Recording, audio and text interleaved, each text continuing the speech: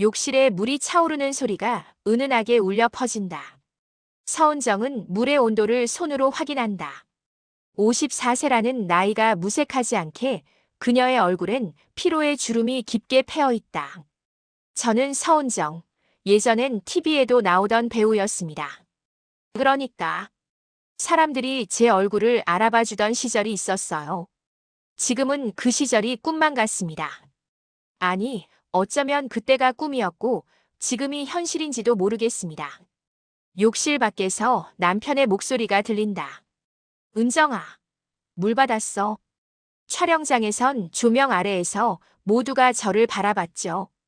감독이 컷을 외치면 스태프들이 달려와 땀을 닦아주고 메이크업을 고쳐줬습니다. 하지만 지금은 욕실 조명 아래 남편의 등을 닦으며 스스로를 잊어가는 중입니다. 남편 박도현. 한때 드라마 감독이었던 사람. 열애전 마지막 작품을 함께 했습니다. 그는 카메라 뒤에서, 나는 카메라 앞에서. 그땐 서로를 존중하는 파트너였어요. 그런데 지금 남편은 반신불수로 제 손 없이는 아무것도 못합니다. 은정은 깊은 숨을 들이마신다. 억지로 미소를 지으며 휠체어에 앉은 도연을 욕실로 밀어들인다. 네, 물 다 받았어요. 온도 확인해 볼게요. 물 좀 제대로 맞춰줘. 지난번엔 너무 뜨겁더라. 남편의 말투에는 늘 불만이 섞여 있습니다. 예전엔 완벽해요, 은정 씨라고 말하던 입술에서 이제는 너무 뜨겁다, 너무 차갑다라는 말만 나옵니다. 가끔은 남편의 목소리에서 예전의 따뜻함을 찾아보려 하지만 병이 그의 목소리마저 변질시켰나 봅니다. 그리고 내 마음도요. 이번엔 적당할 거예요. 사랑이 이런 것일까요? 아니면 이건 그저 의무일까요? 매일 아침 자신의 욕망은 접어두고 남편의 아침을 준비하는 이 마음이 정말 사랑에서 비롯된 걸까요? 욕실 타일에 부딪히는 물방울 소리가 제 질문에 대답해주지 않습니다. 가끔은 이 욕실이 제 감옥 같다는 생각이 들어요. 그리고 저는 그 감옥의 간수이자 죄수입니다. 15해 전 저는 사랑의 그림자라는 드라마에서 주연을 맡았습니다. 불행한 결혼 생활에서 벗어나 자신의 꿈을 찾아가는 여성 역할이었죠. 촬영장에서 저는 그 역할에 완벽히 몰입했습니다. 하지만 그때는 몰랐어요. 제 실제 삶은 그 드라마와 정반대 방향으로 흘러갈 거라는 것을. 도현 씨의 눈에는 항상 열정이 가득했습니다. 남편은 저를 바라볼 때면 마치 세상에서 가장 빛나는 보석을 보는 것처럼 눈을 빛냈어요. 그 눈빛에 저는 서서히 빠져들었습니다. 물론 그는 기혼자였고 저 또한 이혼한 지 얼마 되지 않은 상태였습니다. 하지만 그때 우리에게 중요한 것은 오직 예술과 서로에 대한 존경뿐이었습니다. 적어도 처음에는요. 남편의 칭찬은 달콤했습니다. 하지만 그보다 더 달콤했던 것은 그가 저를 배우로 진지하게 대해준다는 사실이었어요. 많은 감독들이 여배우를 그저 장식품처럼 여기던 시절, 그는 달랐습니다. 그래서 더 위험했는지도 모르겠습니다. 그를 거절할 수 없었으니까요. 결혼 후 5년 남편은 예기치 않은 뇌출혈로 쓰러졌습니다. 그리고 그날부터 저는 배우가 아니라 간병인이 되었습니다. 오른쪽 다리와 팔이 마비된 남편을 돌보는 일은 제 모든 시간을 앗아갔습니다. 하루하루가 지날수록 서은정이라는 배우는 희미해지고 박도연의 아내라는 정체성만 남았습니다. 이쪽으로 좀 더. 조심해. 네, 천천히 할게요. 남편의 몸을 씻기는 동안 저는 종종 생각합니다.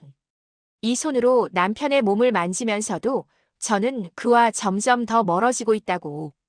우리 사이에는 수건 한 장보다 더 두꺼운 무언가가 존재하는 것 같습니다. 말로 표현할 수 없는 벽. 때로는 그 벽이 미움인지 연민인지 아니면 그저 지침인지 구분하기 어렵습니다. 처음 남편을 씻기던 날 저는 울었습니다. 아니, 정확히는 욕실에서 나온 후 화장실에 숨어 울었습니다. 제 인생이 이렇게 될 줄은 몰랐으니까요. 영원히 빛날 줄 알았던 스타의 길이 갑자기 막혀버렸고 이제는 오직 한 남자만을 위한 그림자로 살아가게 되었으니까요. 하지만 시간이 지나면서 저는 점점 무감각해졌습니다. 이상하게도 감정을 연기하는 배우가 실제 삶에서는 감정을 느끼지 않게 된 것이죠. 은정아, 오늘은 어땠어? 남편의 갑작스러운 물음에 은정은 놀란다. 네. 당신 하루 어땠냐고. 가끔 남편은 이렇게 불쑥 관심을 표현합니다. 마치 예전에 그가 잠시 돌아온 것처럼. 그럴 때면 제 마음에 작은 파문이 일어납니다. 그리고 문득 깨닫게 됩니다. 아, 나는 아직 그를 사랑하고 있구나.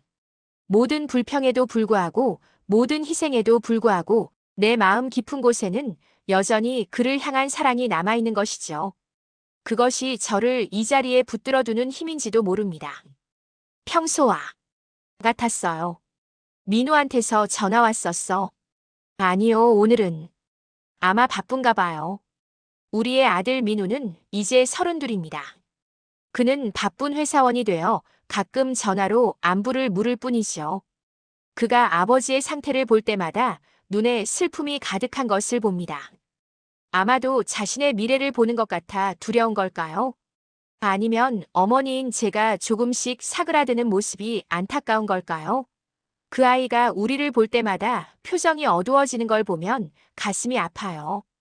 은정은 수건에 물을 적셔 남편의 등을 닦기 시작한다. 이 일상적인 움직임 속에서 저는 때때로 예전의 대본을 떠올립니다. 첫 장면 아침 욕실. 여주인공이 거울을 보며 자신의 인생을 돌아본다. 그리고 이어지는 내레이션. 오늘도 나는 누군가의 아내로, 어머니로 살아간다. 하지만 그 속에서 진짜 나를 잃어가고 있다. 그때는 그저 대사였을 뿐인데 지금은 제 현실이 되었습니다. 가끔은 제가 연기했던 모든 역할이 결국 제 미래를 예견하고 있었던 건 아닐까 하는 생각이 들기도 합니다. 은정의 손길이 잠시 멈춘다. 창밖으로 저녁 노을이 비친다. 저는 오늘 제 인생의 가장 부끄러운 장면을 고백하려 합니다. 남편의 목욕까지 시중둔 여자가 있다. 그 여자가 바로 저예요. 하지만 부끄러운 것은 남편이 아닙니다. 부끄러운 것은 이 상황에서도 종종 도망치고 싶다는 생각을 하는 제 자신입니다. 남편의 몸을 씻기면서도 다른 삶을 꿈꾸는 제 이기심이죠. 하지만 그보다 더 부끄러운 것은 그런 생각을 하면서도 결코 실행에 옮기지 못하는 제 나약함일지도 모릅니다. 의무와 욕망 사이에서 저는 항상 의무를 선택했습니다. 그것이 옳은 일이라고 믿으며. 그러나 그 의무 아래 짓눌린 제 욕망들은 밤마다 꿈속에서 저를 찾아옵니다. 은정아, 이 물은 참 좋다. 당신 손길처럼. 남편의 말 한마디가 저를 붙잡습니다. 마치 물속에서 허우적거리던 제게 던져진 구명줄처럼. 그리고 저는 다시 한번 숨을 고르고 남편의 등을 닦습니다. 오늘도 내일도 그리고 그 다음 날도. 언제까지일지 모를 이 의무와 사랑 사이의 어딘가에서 저는 여전히 연기를 계속합니다. 카메라도 관객도 없는 이 욕실이라는 무대 위에서 해가 지고 있습니다. 오늘도 저는 잊혀진 배우로 한 남자의 아내로 하루를 마감합니다. 하지만 가끔은 생각합니다. 이것이 제 인생 최고의 연기가 아닐까? 아무도 보지 않는 곳에서 오직 한 사람만을 위한 공연. 그리고 그 한 사람의 미소가 제게는 때로 모든 박수갈채보다 값진 것이니까요. 여전히 마음 한구석에는 무대를 그리워하는 마음이 있지만 지금 이 순간 제 역할은 아내입니다. 그것이 운명이든 선택이든 저는 이 역할을 최선을 다해 연기할 겁니다. 언젠가는 막이 내릴 테니까요. 그때 제가 후회 없이 이 무대를 떠날 수 있기를 바랍니다. 은정은 남편의 머리카락을 조심스럽게 씻겨주며 어둠이 서서히 방 안으로 스며든다. 거실 테이블에 요양보호사의 명함이 놓여 있다. 은정은 그 명함을 집어들고 가만히 바라본다. 문득 전화기를 들어 번호를 누를까 하는 유혹이 밀려온다. 하지만 남편의 휠체어 소리가 들리자 황급히 명함을 서랍 속에 넣어버린다. 결국 또 오늘도 그 전화는 걸지 못했습니다. 제 손가락은 늘 마지막 순간에 멈춰버리고 맙니다. 요양보호사를 부르는 것이 그렇게 잘못된 일일까요? 모든 아내가 남편의 모든 것을 책임져야 한다는 그 오래된 관념이 제 발목을 잡는 걸까요? 아니면 제가 할 수 있는 마지막 사랑의 표현이라 포기할 수 없는 걸까요? 은정아, 물 좀 가져다 줘. 거실에서 남편의 목소리가 들린다. 항상 그렇듯 요청이라기보다는 명령에 가까운 어조다. 은정은 깊은 숨을 들이마시고 부엌으로 향한다. 네, 금방 갖다 드릴게요. 남편의 목소리가 바뀐 건 병이 아니라 우리의 관계가 바뀌었기 때문인지도 모릅니다. 이제 우리는 환자와 간병인 혹은 주인과 하인 같은 관계가 되었으니까요. 예전에 저는 세트장에서 대사 한 줄을 잘못 읽어도 10번, 20번 다시 찍었습니다. 하지만 지금은 물 한 잔을 떠오는 것조차 완벽해야 합니다. 너무 차갑지도 너무 뜨겁지도 않게. 너무 많지도 너무 적지도 않게. 삶은 더 이상 리허설이 없는 생방송이 되었습니다. 은정이 물을 가져다 주자 도연은 잠시 그녀의 얼굴을 바라본다. 그 눈빛에는 무언가 말하고 싶은 듯한 기색이 보인다. 하지만 곧 그 눈빛은 사라지고 평소의 무표정으로 돌아간다. 약은 먹었어? 아직이요. 지금 가져올게요. 약통을 들고 오면서 문득 생각합니다. 내가 없으면 남편은 어떻게 될까? 이 약을 챙겨줄 사람이 없다면, 이 물을 떠다 줄 사람이 없다면, 그런 생각을 할 때면 죄책감이 밀려옵니다. 내가 어떻게 그런 생각을 할 수 있지? 그런데도 가끔씩 상상하게 됩니다. 만약 내가 아프다면, 만약 내가 쓰러진다면, 그때는 누가 나를 돌봐줄까? 며칠 전 일입니다. 요양보호사가 마지막으로 우리 집을 방문했을 때의 일이에요. 박 선생님, 정말 도움이 필요하시면 언제든 연락 주세요. 제가 전문적으로 도와드릴 수 있어요. 요양보호사 김미영 씨는 전문가다운 부드러움과 확신에 찬 목소리로 말했습니다. 그녀의 목소리에는 희망이 담겨 있었어요. 제 짐을 조금이라도 덜어줄 수 있다는 희망. 그러나 남편은 단칼에 거절했습니다. 필요 없습니다. 내 아내가 있어요.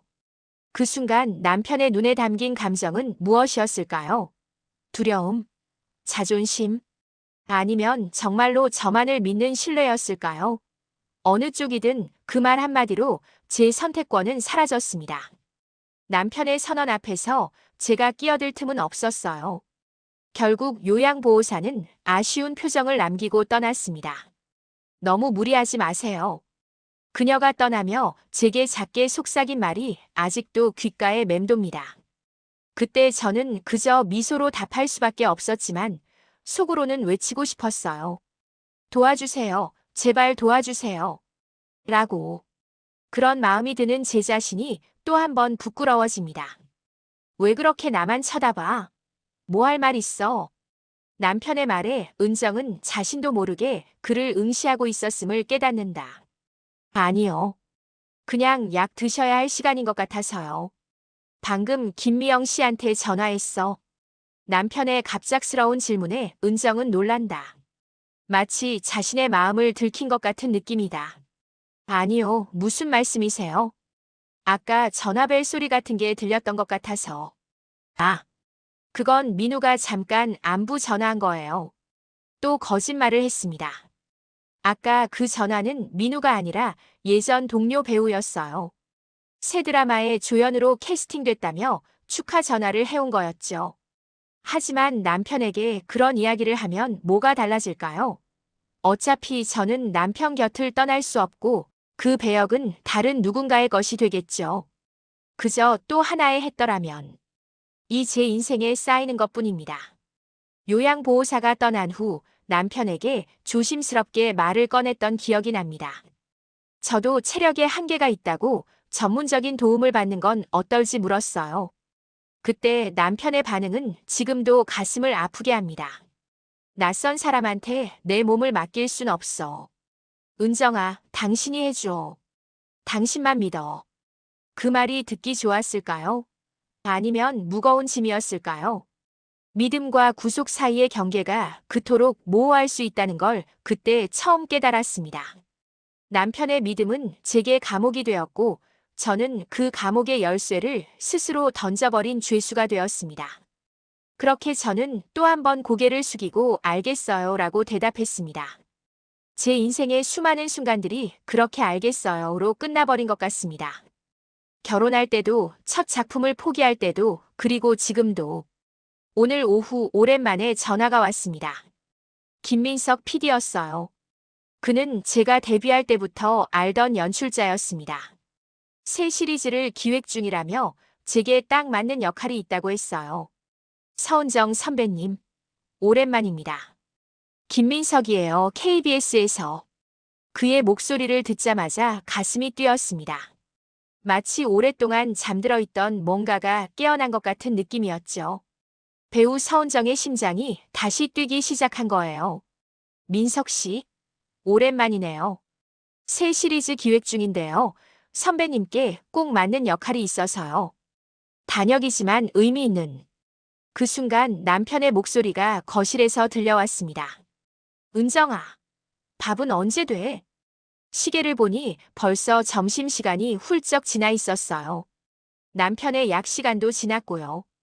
저는 서둘러 전화를 끊을 수밖에 없었습니다. 죄송해요, 민석 씨. 지금은, 나중에 다시. 전화를 끊으며 눈물이 났습니다. 그 역할이 어떤 것인지 듣지도 못했는데 이미 포기해야 했으니까요. 아마도 그것은 제가 할 수 있었을 마지막 연기였을지도 모릅니다. 남편도 아들도 어느 누구도 그 순간 제 마음을 알지 못했을 거예요. 배우로서 마지막 기회를 놓치는 심정이 어떤 것인지를. 밤이 깊어 남편이 잠든 후 저는 화장대 거울 앞에 앉았습니다. 서랍을 열어 오래된 대본과 사진들을 꺼내보았어요. 카메라 앞에 선 제 모습, 박수를 받던 순간, 인터뷰하던 장면. 그 시절에 저는 빛나는 미소를 짓고 있었습니다. 언제부터 그 미소가 사라진 걸까요? 대본 없는 삶 속에서 나는 조연이 됐습니다. 요리하고 물을 받고 약을 챙기고 남편의 하루가 내 하루의 전부가 됐습니다. 그러면서 서서히 제 자신을 잃어가고 있었어요. 이제는 거울 속에 비친 얼굴이 낯설게 느껴질 정도로요. 거울 속 제 모습을 바라보며 속삭였습니다. 은정아, 너는 언제부터 이렇게 늙은 여자가 된 거니? 40대 중반의 나이는 배우에게 잔인합니다. 특히 여배우에게는 더욱 그렇죠. 하지만 저를 늙게 한 것은 나이만이 아니었습니다. 포기와 체념 그리고 사라진 꿈들이 제 얼굴에 주름을 새겼습니다. 그것들이 제 눈에서 빛을 앗아갔고 제 입가에서 미소를 지웠습니다. 갑자기 남편의 기침 소리가 들렸습니다. 저는 급히 사진들을 치우고 약을 가지러 갔어요. 그리고 또다시 아내로 간병인으로 돌아갔습니다. 어제는 김미영 씨에게 몰래 전화를 걸었습니다. 일주일에 2번, 3시간씩만 와주실 수 있는지 물었어요. 그 짧은 시간이라도 저에게는 숨 쉴 틈이 될 것 같았거든요. 미영 씨는 기꺼이 그러겠다고 했습니다. 이제 남은 것은 남편을 설득하는 일뿐이에요. 하지만 그것이 가장 어려운 과제입니다. 오늘 아침 용기를 내어 다시 한번 말을 꺼내보기로 했습니다. 남편의 아침 식사를 준비하면서 최대한 자연스럽게 이야기를 시작했어요. 여보, 요새 생각해봤는데. 뭘? 우리 김미영 씨 도움을 조금만 받아보는 건 어때요? 일주일에 1~2번만. 남편의 표정이 순식간에 굳어졌습니다. 그의 눈에 실망감이 번졌어요. 당신도 나한테 지친 거야? 그 질문에 어떻게 대답해야 할지 몰랐습니다. 정직하게 내라고 말할 용기는 없었고 아니오라고 거짓말하기는 싫었으니까요. 결국 침묵으로 일관했고 그것은 남편에게 충분한 대답이 된 것 같았습니다. 됐어, 알겠어. 당신도 힘들겠지.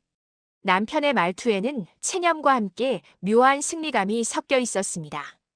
마치 오래 기다려온 순간을 맞이한 것처럼요. 그는 제 죄책감을 무기로 사용할 줄 알았습니다. 그리고 저는 그 무기에 항상 무력했습니다. 내가 없으면 당신은 뭐가 될 수 있을 것 같아? 갑자기 남편이 물었습니다. 그 질문은 너무 뜻밖이어서 저는 잠시 말을 잇지 못했어요. 무슨 뜻이에요? 아직도 배우가 될 수 있을 것 같아. 나이도 있고 경력도 끊겼는데. 그 말이 가슴을 찔렀습니다. 남편도 알고 있었던 거예요. 제가 여전히 그 꿈을 버리지 못했다는 것을, 그리고 그 꿈이 이제는 거의 불가능하다는 것도. 하지만 그것을 제 앞에서 직접 말로 꺼낸 것은 처음이었습니다. 배우는 이제 그만뒀어요. 그럼 뭐가 되고 싶은데? 내가 없으면? 이 질문에는 대답할 수 없었습니다. 자유로운 사람이라고 말하고 싶었지만 그것은 남편에게 너무 잔인한 대답이 될 테니까요. 대신 저는 애매한 미소를 지으며 말했습니다. 그런 일은 없을 거예요. 남편은 그 대답에 만족한 듯 했습니다. 그는 더 이상 그 주제를 꺼내지 않았어요. 하지만 그 질문은 제 마음속에 깊이 박혔습니다. 정말로 남편 없이 저는 무엇이 될 수 있을까요? 배우로서의 경력은 이미 끊겼고 나이는 계속 들어가고 있습니다. 제가 할 수 있는 일이 남편의 간병인 말고 또 무엇이 있을까요? 어쩌면 그것이 남편이 요양보호사를 거부하는 진짜 이유일지도 모릅니다. 남편도 알고 있는 거예요. 자신 없이 제가 설 자리가 없다는 것을. 그리고 그것이 우리를 묶어주는 끈이 되었다는 것을. 나는 조연이 아니야. 오래전 제가 데뷔 오디션에서 외쳤던 말입니다. 당시에는 그 말이 제 인생의 모토였어요. 그러나 이제는 그저 멀리서 들려오는 메아리에 불과합니다. 현실에서 저는 주연이 아닌 조연, 아니, 어쩌면 엑스트라가 되어버렸습니다. 남편이라는 주인공의 이야기를 돕는 보조적 존재로요. 하지만 가끔, 아주 가끔은 생각합니다. 내 인생의 주인공은 여전히 나라고. 그리고 언젠가는 다시 내 이야기를 시작할 수 있을 거라고. 그것이 언제가 될지, 어떤 모습일지는 알 수 없지만 그 희망만은 놓치고 싶지 않습니다. 밤이 깊어갑니다. 남편은 이미 깊이 잠들었지만 저는 여전히 잠들지 못하고 창밖을 바라보고 있습니다. 달빛이 방 안으로 스며들어 바닥에 은은한 그림자를 만들고 있네요. 그 그림자 속에서 저는 여전히 꿈을 꿉니다. 주연이 되는 꿈을, 다시 빛나는 꿈을, 그리고 자유로운 꿈을. 비록 현실은 다를지라도 꿈만큼은 저만의 것으로 남아 있습니다. 부엌에서 차를 끓이는 소리가 은은하게 울린다. 은정은 오랜만에 찾아온 며느리 지연을 위해 녹차를 준비하고 있다. 창가로 비치는 햇살이 따스하지만 은정의 마음은 왠지 무거웠다. 며느리가 오늘 무슨 이야기를 하러 왔는지 어렴풋이 짐작이 가기 때문이다. 지연이가 결혼한 지 벌써 7년이 됐습니다. 처음 아들 민우가 그 아이를 데려왔을 때 저는 그 아이의 눈빛이 마음에 들었어요. 맑고 솔직한, 그러면서도 따뜻한 눈빛. 남편도 며느리를 무척 예뻐했습니다. 민우보다 더 챙기기도 했죠. 그때만 해도 남편은 일주일에 한 번씩은 꼭 아들 내외를 집으로 초대해 식사를 함께 했으니까요. 하지만 그건 남편이 쓰러지기 전의 이야기입니다. 이제 모든 것이 달라졌어요. 가족 모임도 웃음소리도, 그리고 무엇보다 남편과 며느리의 관계도. 어머니, 차 준비하시느라 고생하셨어요. 지연이 부엌으로 들어오며 은정의 손에서 차 주전자를 살며시 받아든다. 그녀의 얼굴에는 어떤 결심이 서린 듯 했다. 별거 아니야. 오랜만에 보는 얼굴인데. 요즘 어머니 건강은 어떠세요? 전보다 더 피곤해 보이세요. 은정은 그저 미소로 답한다. 무슨 말을 해야 할지 모르겠다. 괜찮다고 하면 거짓말이고 힘들다고 하면 며느리에게 짐을 지우는 것 같아서. 지연이 차를 거실 테이블에 놓으며 남편의 상태를 슬쩍 살핀다. 도연은 창가에 휠체어를 둔 채 밖을 응시하고 있었다. 그는 며느리가 왔다는 사실을 알면서도 인사를 건네지 않았다. 최근 들어 남편과 지연이의 관계가 더 써먹해졌습니다. 한 달에 한 번 찾아오는 지연이를 남편은 거의 무시하다시피 했어요. 처음에는 저도 이해할 수 없었습니다. 그토록 아끼던 며느리에게 왜 그런 태도를 보이는지. 나중에야 알게 됐죠. 남편은 지연이의 눈빛에서 연민을 읽었고 그것을 견딜 수 없었던 겁니다. 한때 존경받던 감독으로서의 자존심이 그것을 용납하지 않았던 거예요. 어머니, 사실은 오늘 중요한 얘기가 있어서 왔어요. 지연의 목소리가 조심스럽게 울린다. 은정은 마음을 단단히 먹는다. 그녀가 무슨 말을 할지 이미 알 것 같았다. 어머니, 너무 무리하지 마세요.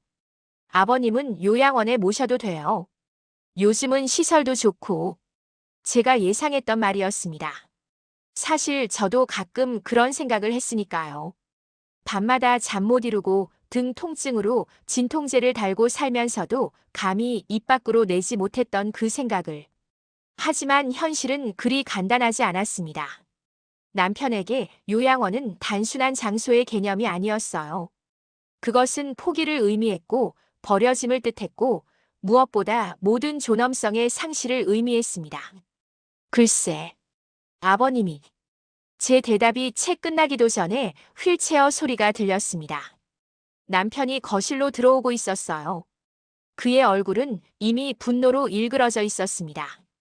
아마도 우리의 대화를 엿들었던 모양입니다. 요양원이라니. 내가 짐이냐? 남편의 목소리가 집안을 울렸습니다. 오랫동안 그의 목소리가 이토록 강하게 울린 적이 없었습니다.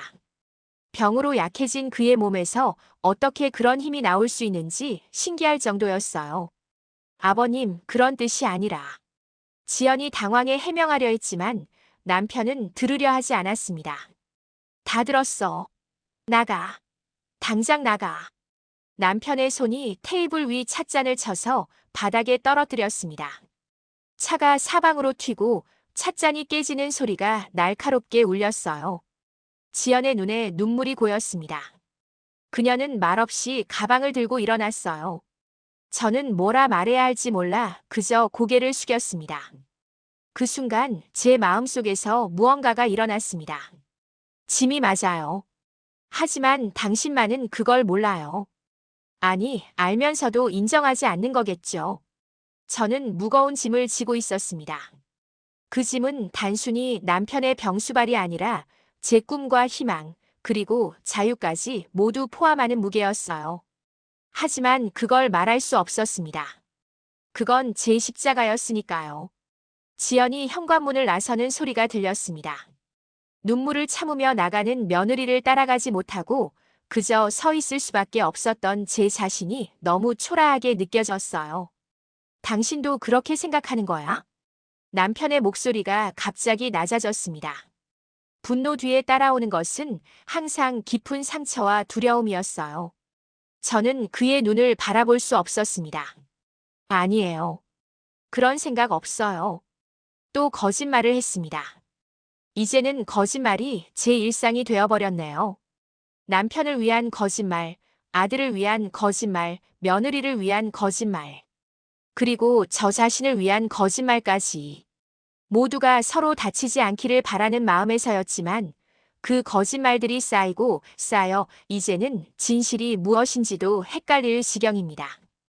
그날 저녁 남편의 약을 챙겨주며 조용히 말을 건넸습니다. 지연이가 걱정해서 그런 거예요. 화내지 마세요. 남편은 한동안 말이 없었습니다. 그러다 문득 고개를 돌리며 물었어요.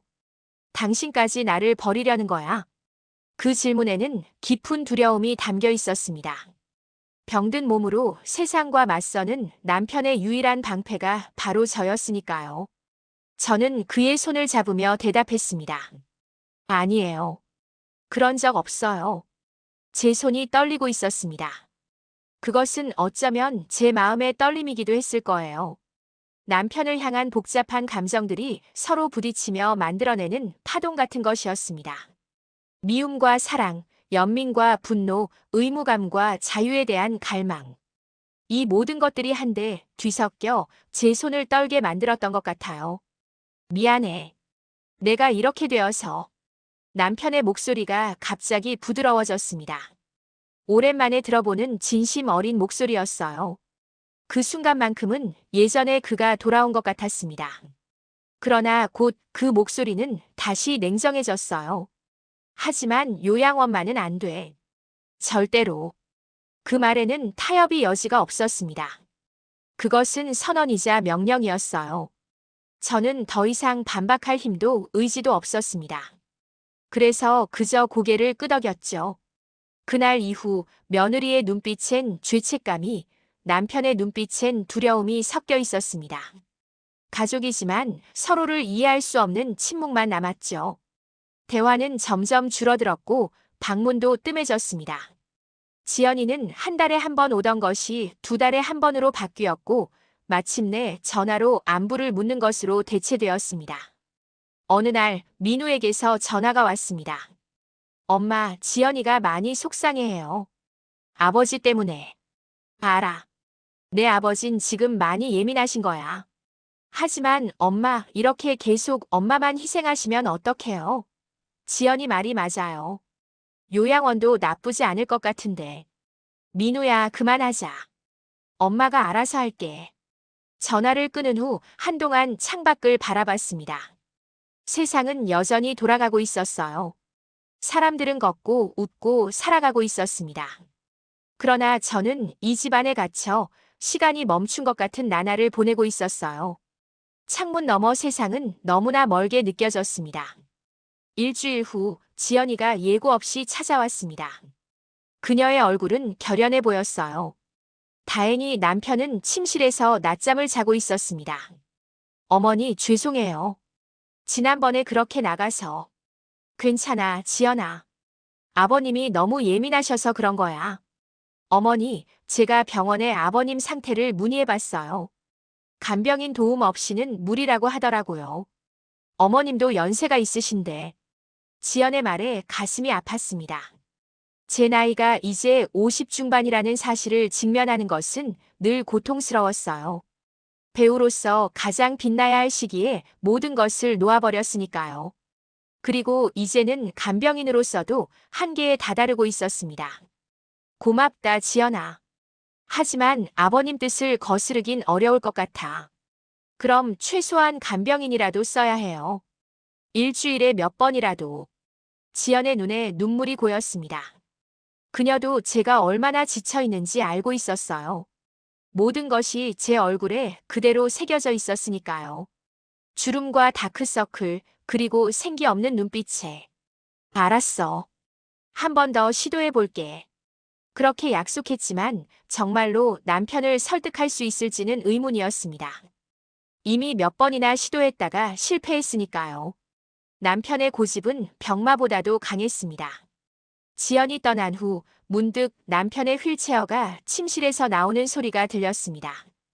그가 모든 대화를 듣고 있었던 걸까요? 저는 떨리는 마음으로 그를 맞이했습니다. 잘 잤어요. 남편은 대답 대신 저를 가만히 바라보았습니다. 그의 눈에는 제가 읽을 수 없는 감정이 담겨 있었어요. 은정아, 내가 많이 힘들지? 그 질문이 너무 뜻밖이어서 어떻게 대답해야 할지 몰랐습니다. 정직하게 말하면 남편이 상처받을 테고 거짓말을 하면 제 마음이 더 병들 테니까요. 같이 살다 보면 다 그렇죠, 뭐. 애매하게 넘어가려 했지만 남편은 제 눈을 똑바로 바라보며 말했습니다. 정직하게 말해봐. 당신도 나를 요양원에 보내고 싶어? 순간 숨이 막혔습니다. 이건 함정과도 같은 질문이었어요. 어떤 대답을 해도 우리 관계는 상처받을 테니까요. 하지만 이제 더는 거짓말이 싫었습니다. 가끔은 생각해요. 당신을 위해서도 나를 위해서도 그게 더 나을 것 같다고. 말을 마치자 방 안에 무거운 침묵이 내려앉았습니다. 남편의 표정에서 모든 감정이 사라졌어요. 그저 공허함만이 남은 것 같았습니다. 그 침묵이 얼마나 지속되었는지 모르겠어요. 시간이 멈춘 것만 같았습니다. 알았어. 단 한마디만 남기고 남편은 다시 침실로 돌아갔습니다. 그 뒷모습이 왠지 더 초라하게 보였어요. 평소보다 더 구부정하고 더 작아 보였습니다. 저는 그를 따라가지 못하고 그 자리에 그대로 서 있었어요. 무언가가 끝난 것 같은, 그러나 또 다른 무언가가 시작된 것 같은 묘한 기분이었습니다. 그날 밤 잠들기 전 남편이 침대에 누운 채 저를 불렀습니다. 은정아. 네. 내일 그 요양보호사 다시 불러봐. 남편의 목소리는 평소와 달리 조용하고 담담했습니다. 마치 오랜 전쟁 끝에 항복을 선언하는 것 같은 그런 목소리였어요. 정말요? 일주일에 2번만. 그 이상은 안 돼. 저는 감격의 말을 잇지 못했습니다. 이것은 남편으로서는 엄청난 양보였으니까요. 그의 자존심이 허락한 최대한의 타협 아니었을 겁니다. 고마워요. 그 말 한마디가 제가 할 수 있는 전부였습니다. 남편은 더 이상 아무 말도 하지 않고 등을 돌렸어요. 하지만 저는 그가 울고 있다는 것을 알았습니다. 소리 없이 그러나 온몸으로 울고 있었어요. 그의 어깨가 미세하게 떨리고 있었으니까요. 저는 그의 등에 손을 얹었습니다. 무언의 위로를 전하고 싶었어요. 그리고 알게 되었습니다. 우리가 서로에게 상처를 주면서도 계속 함께하는 이유를. 그것은 사랑이라기보다는 깊은 이해였습니다. 서로의 약함과 두려움을 이해하는 마음이요. 그리고 그것이 어쩌면 진정한 사랑의 모습일지도 모른다는 생각이 들었습니다. 다음 날 아침 남편은 평소와 같이 행동했습니다. 어젯밤의 일은 꿈이었던 것처럼요. 하지만 저는 알고 있었어요. 우리 사이에 무언가가 변했다는 것을. 눈에 보이지 않는 벽 하나가 허물어졌다는 것을. 그날 이후 김미영 씨가 일주일에 2번 우리 집을 방문하게 되었습니다. 남편은 표면적으로는 불만을 표했지만 점차 그녀의 존재를 받아들이기 시작했어요. 그리고 저는 오랜만에 조금의 자유를 얻었습니다. 그 짧은 시간 동안 저는 공원을 산책하고 카페에 앉아 책을 읽고 때로는 그저 하늘을 바라보기도 했습니다. 그것은 비록 작은 변화였지만 제게는 큰 의미가 있었어요. 다시 서은정으로 돌아가는 첫걸음이었으니까요. 지연이와의 관계도 조금씩 나아졌습니다. 그녀는 다시 정기적으로 우리 집을 방문하기 시작했고 남편도 예전처럼 적대적인 태도를 보이지 않았어요. 가족이지만 서로를 이해할 수 없었던 침묵 대신 이제는 조심스러운 대화가 시작되었습니다. 며느리와의 충돌은 고통스러웠지만 결과적으로 우리 가족에게 필요한 변화의 시작점이 되었습니다. 때로는 충돌이 없이는 변화도 없는 법이니까요. 그리고 저는 이제 알게 되었습니다. 진정한 사랑은 상대방의 필요를 채워주는 것뿐만 아니라 자신의 필요도 표현하는 것에서 시작된다는 사실을요. 욕실 안 은은한 조명 아래 물방울이 떨어지는 소리가 규칙적으로 울린다. 은정은 조심스럽게 남편의 등을 닦고 있다. 이제는 너무나 익숙해진 동작이지만 오늘따라 남편의 모습이 다르게 느껴진다. 한 달 전 지영과의 갈등 이후 남편의 몸은 더욱 야위어 갔다. 매일 반복되는 이 시간이 저에게는 가장 복잡한 감정을 불러일으킵니다. 물에 젖은 수건으로 남편의 등을 닦을 때마다 저는 지워지지 않는 무언가를 씻어내려 하는 느낌이 들어요. 그것이 제 원망인지 그의 무력함인지 아니면 우리 사이에 쌓인 말하지 못한 감정들인지는 알 수 없습니다. 그저 이 행위 자체가 우리 관계의 상징이 된 것 같아요. 돌봄과 의존, 사랑과 의무가 한데에 섞인 이 복잡한 관계의 상징 말이죠. 어깨 좀 숙여주세요. 평소처럼 기계적인 목소리로 말했습니다. 어느 순간부터 제 목소리에서 감정이 사라진 것 같아요. 마치 전문 간병인처럼 담담하고 객관적인 목소리. 그것이 저를 보호하는 방법이었을까요? 감정을 드러내지 않음으로써 상처받지 않으려는 방어기제였을지도 모릅니다. 남편이 천천히 어깨를 숙이자 제 손이 멈췄습니다. 그날 남편의 등을 닦다 손이 멈췄어요. 그의 어깨가 너무 가늘어졌기 때문이었습니다. 한때는 제게 세상의 모든 무게를 짊어질 것 같던 어깨가 이제는 가느다란 뼈만 남아 있었어요. 피부 아래로 등뼈가 선명하게 보이는 것이 충격적이었습니다. 제가 매일 그를 돌보고 있었는데도 그의 몸이 이토록 급격하게 변하고 있었다니. 어쩌면 저는 그를 보면서도 진짜로 보지 않고 있었던 걸까요? 그저 일상적인 돌봄의 대상으로만 바라보고 있었던 건 아닐까요? 왜 그래? 남편의 질문에 저는 현실로 돌아왔습니다. 그의 목소리에는 약간의 불안함이 묻어 있었어요. 아니에요. 괜찮아요. 다시 수건에 물을 적셔 그의 등을 닦기 시작했습니다. 하지만 이번에는 다른 느낌이었어요. 더 천천히, 더 조심스럽게, 마치 깨지기 쉬운 유리 작품을 다루듯이. 문득 제 눈에 눈물이 고였습니다. 이유를 설명할 수는 없었지만 가슴이 너무 아팠어요. 아마도 그의 몸을 통해 제 삶의 무게를 느꼈던 걸까요? 아니면 그의 짧아진 남은 시간을 직감했던 걸까요? 은정아, 고맙다. 갑작스럽게 흘러나온 남편의 한마디에 저는 완전히 무너져 내렸습니다.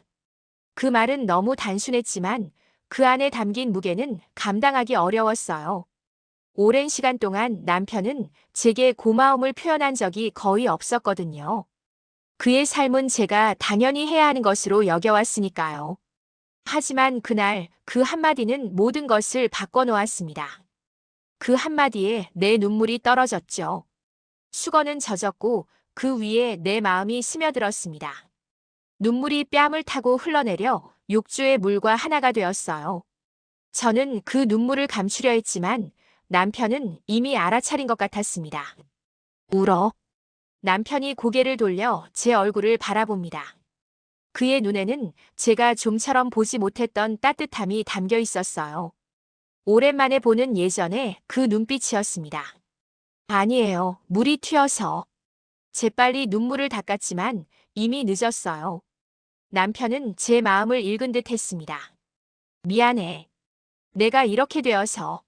남편의 목소리가 떨렸습니다. 그의 말에는 깊은 후회와 자책감이 담겨 있었어요. 아마도 오랫동안 가슴에 품어왔던 말이었을 겁니다. 그 순간 저는 무슨 말을 해야 할지 몰랐어요. 위로의 말, 용서의 말, 아니면 솔직한 제 감정을 토로해야 할까요?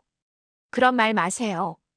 결국 저는 가장 안전한 대답을 선택했습니다. 감정을 표현하기보다는 상황을 무마하는 말이었죠. 그것이 우리의 오랜 패턴이었으니까요. 진실보다는 평화를, 솔직함보다는 안정을 선택해왔던 우리의 관계 방식이었습니다. 하지만 남편은 이번에 평소와 달랐어요. 제 손을 잡고 진지하게 말했습니다. 아니, 들어줘. 내가 이렇게 되고 나서 당신에게 얼마나 무례했는지 알아. 내 분노와 좌절감을 모두 당신에게 쏟아부었지. 그런데도 당신은 항상 내 곁에 있었어. 남편의 말에 제 마음은 더욱 복잡해졌습니다. 한편으로는 그의 인정에 위안을 느끼면서도 다른 한편으로는 이제야 깨닫나 하는 원망도 있었어요. 그리고 무엇보다도 이 갑작스러운 고백이 마치 이별의 전조처럼 느껴져 두려웠습니다.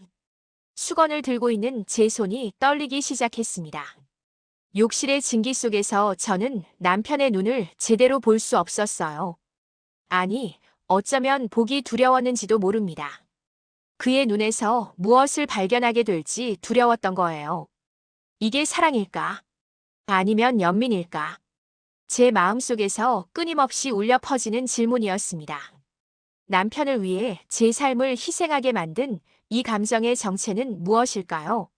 순수한 사랑이었을까요? 아니면 의무감에 사로잡힌 연민이었을까요? 때로는 저 자신도 그 답을 알지 못했습니다. 아마도 그 둘의 경계는 너무 모호해서 구분하기 어려운 것인지도 모르겠어요. 욕실 안엔 물소리와 함께 내 숨소리만 들렸습니다. 시간이 멈춘 것 같았어요. 우리 둘 사이의 공간에 무언가가 가득 차올랐습니다. 말로 표현할 수 없는 감정, 서로를 향한 이해와 용서, 그리고 아직 남아있는 사랑 같은 것들이요. 당신이 없었다면 나는 살아있지 않았을 거야. 남편의 말이 조용히 욕실에 울려 퍼졌습니다. 그 말이 단순한 생존의 의미를 넘어서 존재의 가치에 대한 고백이라는 걸 저는 알 수 있었어요. 여보, 오랜만에 그를 그렇게 불렀습니다. 여보라는 호칭은 언제부터인가 우리 사이에서 사라졌었거든요. 대신 도연 씨나 그냥 대명사로 불렀죠. 하지만 그 순간 자연스럽게 입에서 나온 그 말은 우리 사이의 벽이 조금은 허물어졌음을 의미했습니다. 남편의 눈에 눈물이 고였습니다. 강한 남자로 자신을 지켜왔던 그가 제 앞에서 약한 모습을 보이는 것은 처음이었어요. 그것은 마치 모든 가면을 벗어던진 채 진짜 자신을 드러내는 것 같았습니다. 저는 남편의 젖은 머리카락을 매만졌습니다.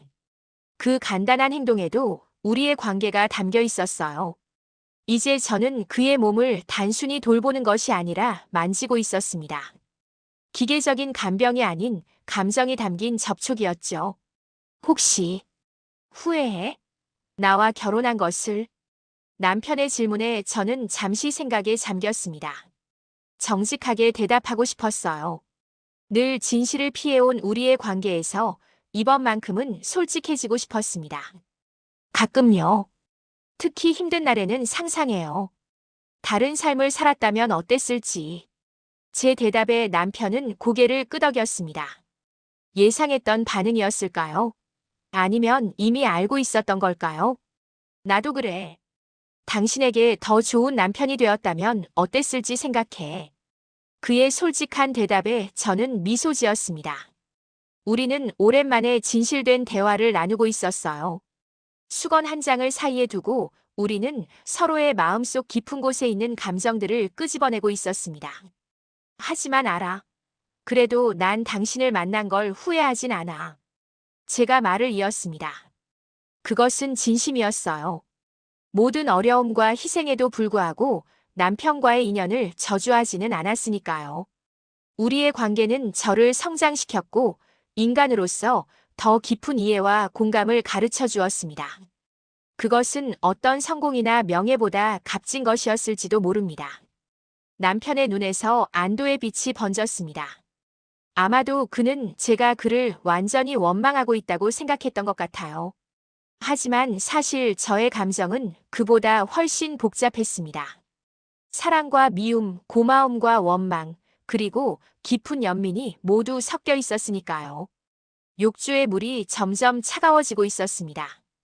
저는 남편을 씻기는 일을 마무리하고 그를 욕조에서 나오게 도왔습니다. 몸을 말릴 때도 평소보다 더 조심스럽고 정성스럽게 닦았어요. 마치 처음으로 그의 몸을 제대로 바라보며 만지는 것처럼요. 수건으로 그의 몸을 감싸면서 문득 이 행위가 단순한 목욕이 아니라는 생각이 들었습니다. 이것은 일종의 의식과도 같았어요. 서로의 상처를 씻어내고 새로운 시작을 준비하는 의식. 물로 몸을 정화하듯 우리는 솔직한 대화로 마음을 정화하고 있었던 것이죠. 침실로 돌아와 남편을 침대에 눕히고 나서 저는 창가로 다가갔습니다.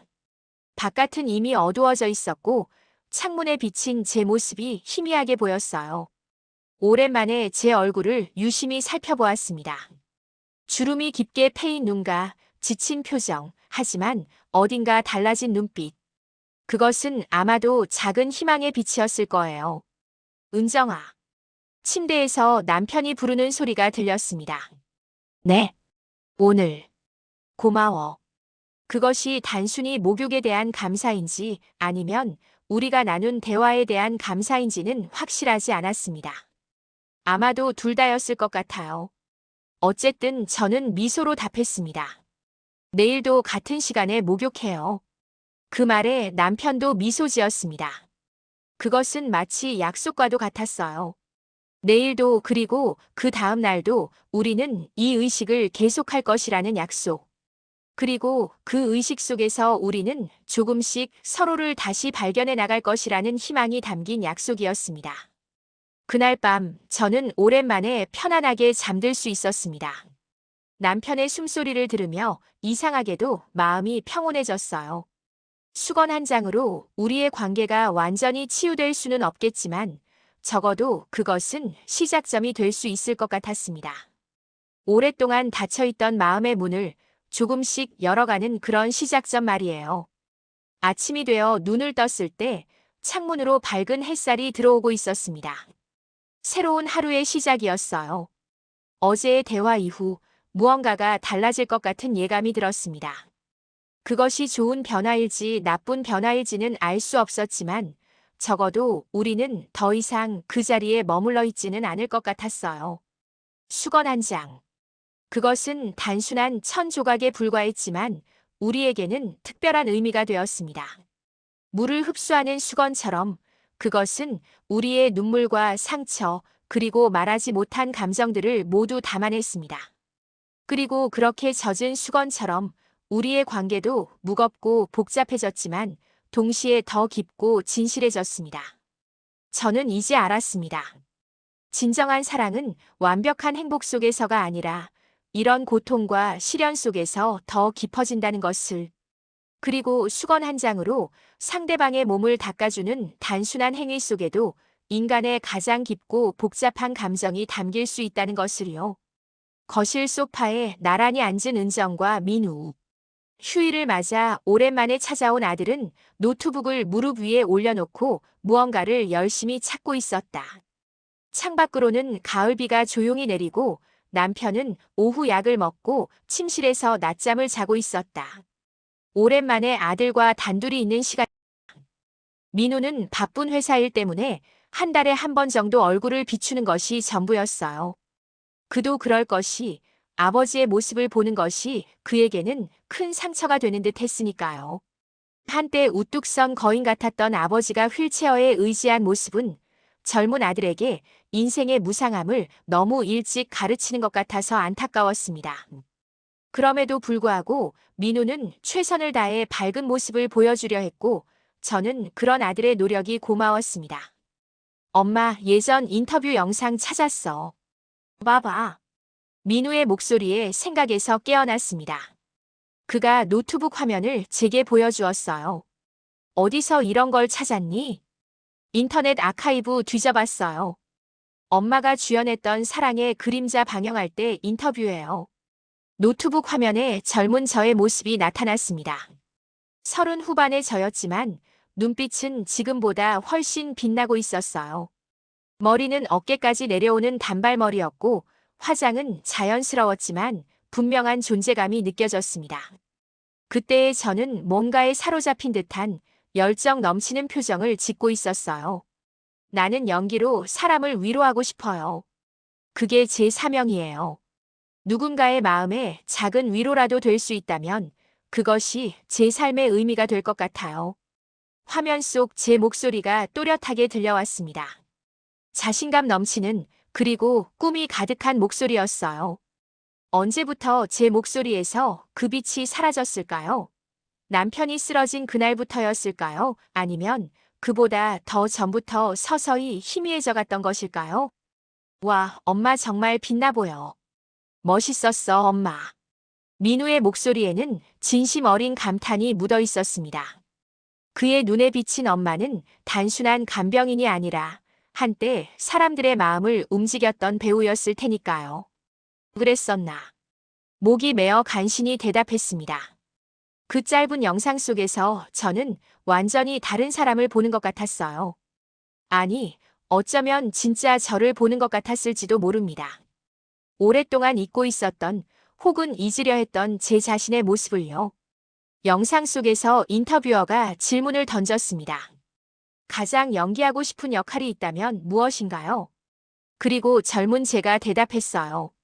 현실의 무게를 견디며 살아가는 평범한 여성이요. 화려한 주인공보다는 진짜 삶의 무게를 느낄 수 있는 그런 역할이 더 매력적이에요. 그 말에 가슴이 철렁 내려앉았죠.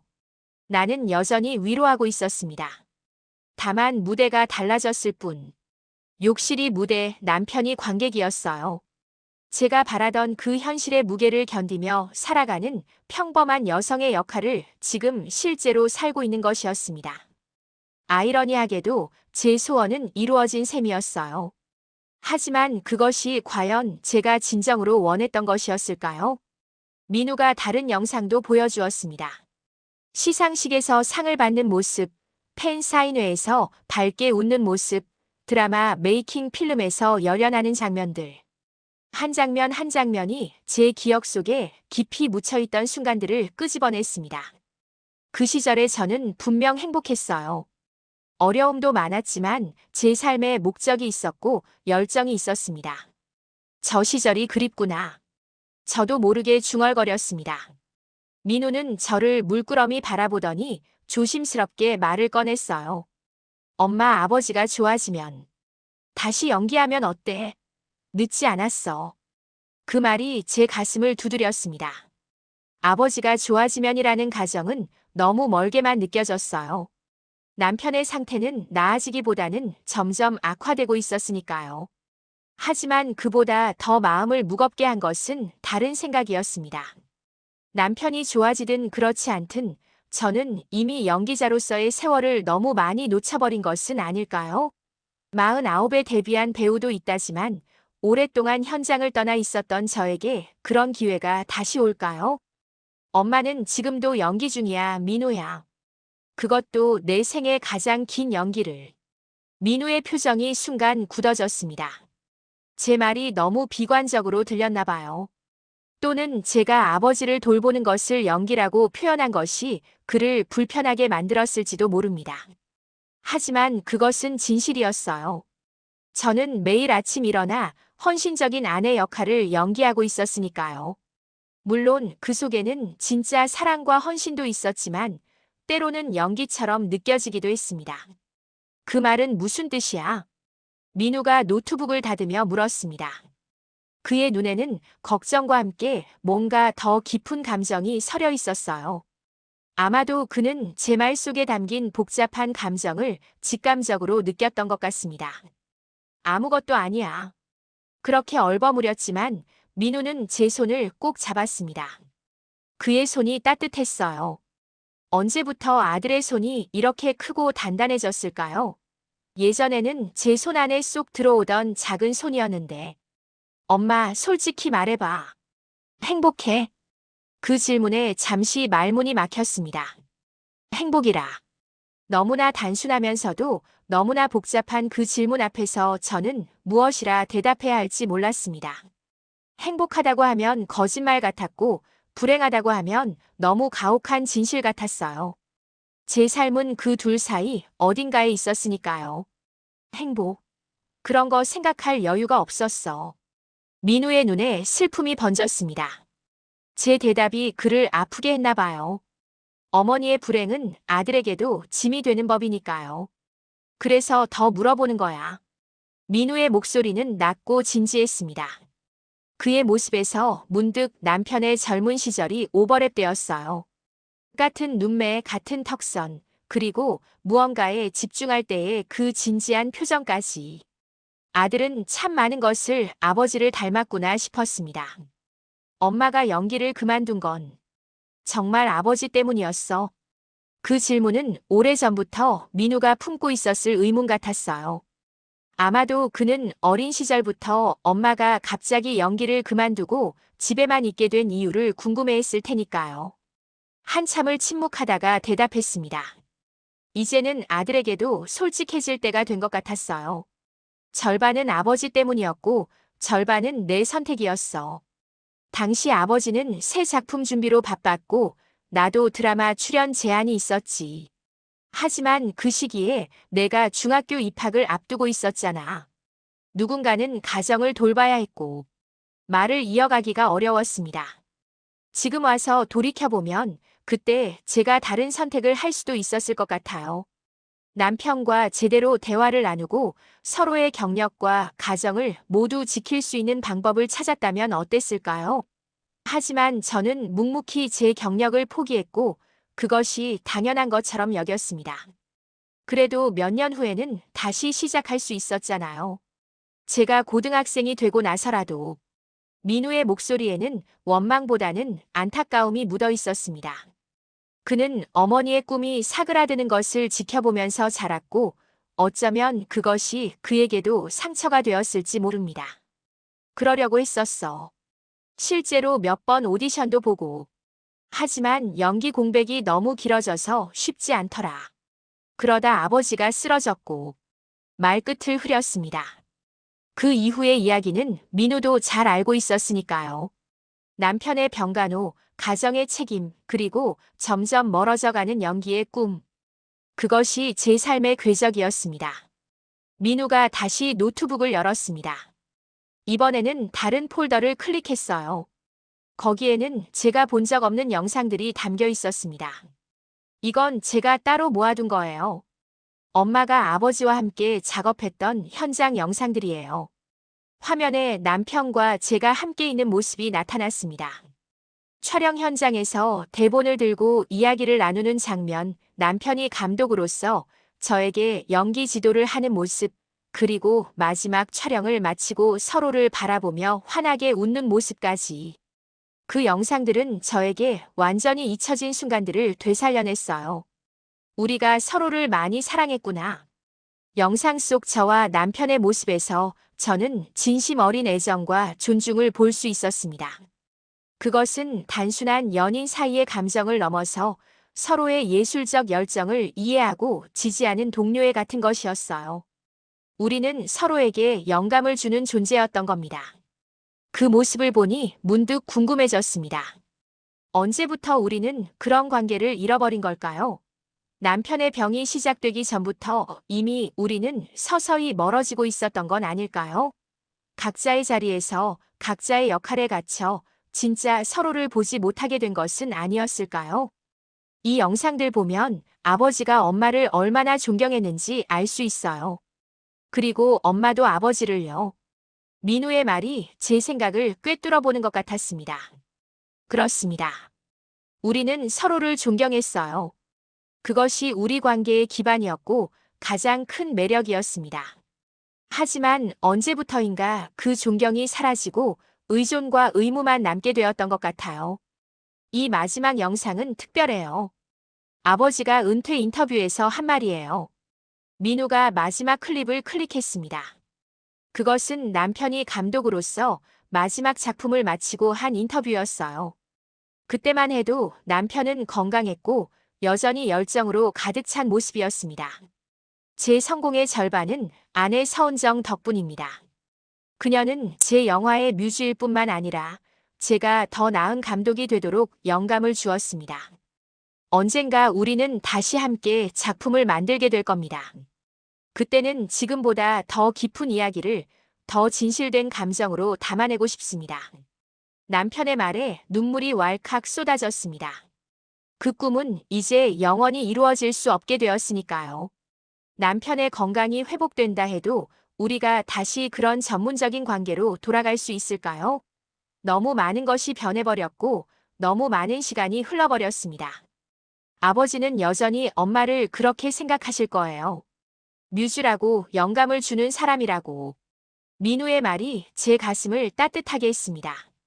하지만 동시에 씁쓸함도 느껴졌어요. 남편에게 저는 이제 뮤즈가 아니라 간병인에 가까운 존재가 되어버렸으니까요. 우리의 관계는 예술적 교감보다는 생존과 돌봄에 초점이 맞춰져 있었습니다. 고마워, 민우야. 이 영상들을 보여줘서 아들의 어깨를 가볍게 안았습니다.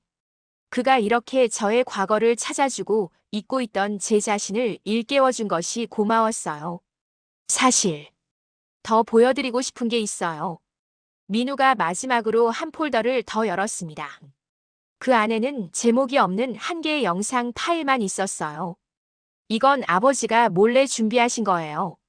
지난번에 제가 집에 왔을 때 아버지께서 이걸 저에게 주셨어요. 적절한 때가 오면 엄마에게 보여주라고 하셨는데 지금이 그때인 것 같아요. 놀라움에 말을 잇지 못했습니다. 남편이 저를 위해 무언가를 준비했다니 상상도 못한 일이었어요. 호기심과 약간의 두려움이 섞인 채로 저는 고개를 끄덕였습니다. 민우가 영상을 재생했고 화면에 남편의 모습이 나타났습니다. 녹화 시점은 아마도 몇 개월 전인 것 같았어요. 남편은 휠체어에 앉아 있었지만 평소보다 정돈된 모습이었습니다. 마치 특별한 날을 위해 준비한 듯이요. 은정아. 남편의 목소리가 영상을 통해 흘러나왔습니다. 그 목소리에는 제가 오랫동안 듣지 못했던 따뜻함과 진심이 담겨 있었어요. 내가 언젠가 이 영상을 보게 될 때 우리는 어떤 상황일까 생각해 봤어. 아마도 지금보다 더 어려운 시간을 보내고 있을지도 몰라. 하지만 이 말만은 꼭 전하고 싶었어. 고맙다는 말, 그리고 미안하다는 말. 남편의 눈에 눈물이 고였습니다. 저도 모르게 화면을 만지려 손을 뻗었어요. 내가 연기를 그만둔 것, 내 병간호를 하는 것, 모든 것이 내 탓이야. 하지만 알아주었으면 해. 나는 항상 내가 자랑스러웠고 내 연기에 감동했다는 것을. 그리고 언젠가 내가 다시 그 빛나는 무대로 돌아갔으면 좋겠다는 것도. 그 말에 저는 완전히 무너져 내렸습니다.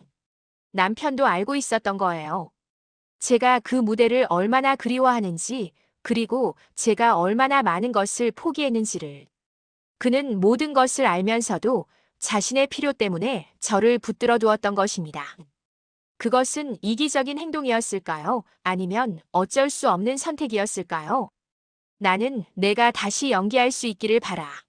내가 없어도, 아니, 내가 없어야만 내가 다시 빛날 수 있다면 난 그것도 받아들일 준비가 되어 있어.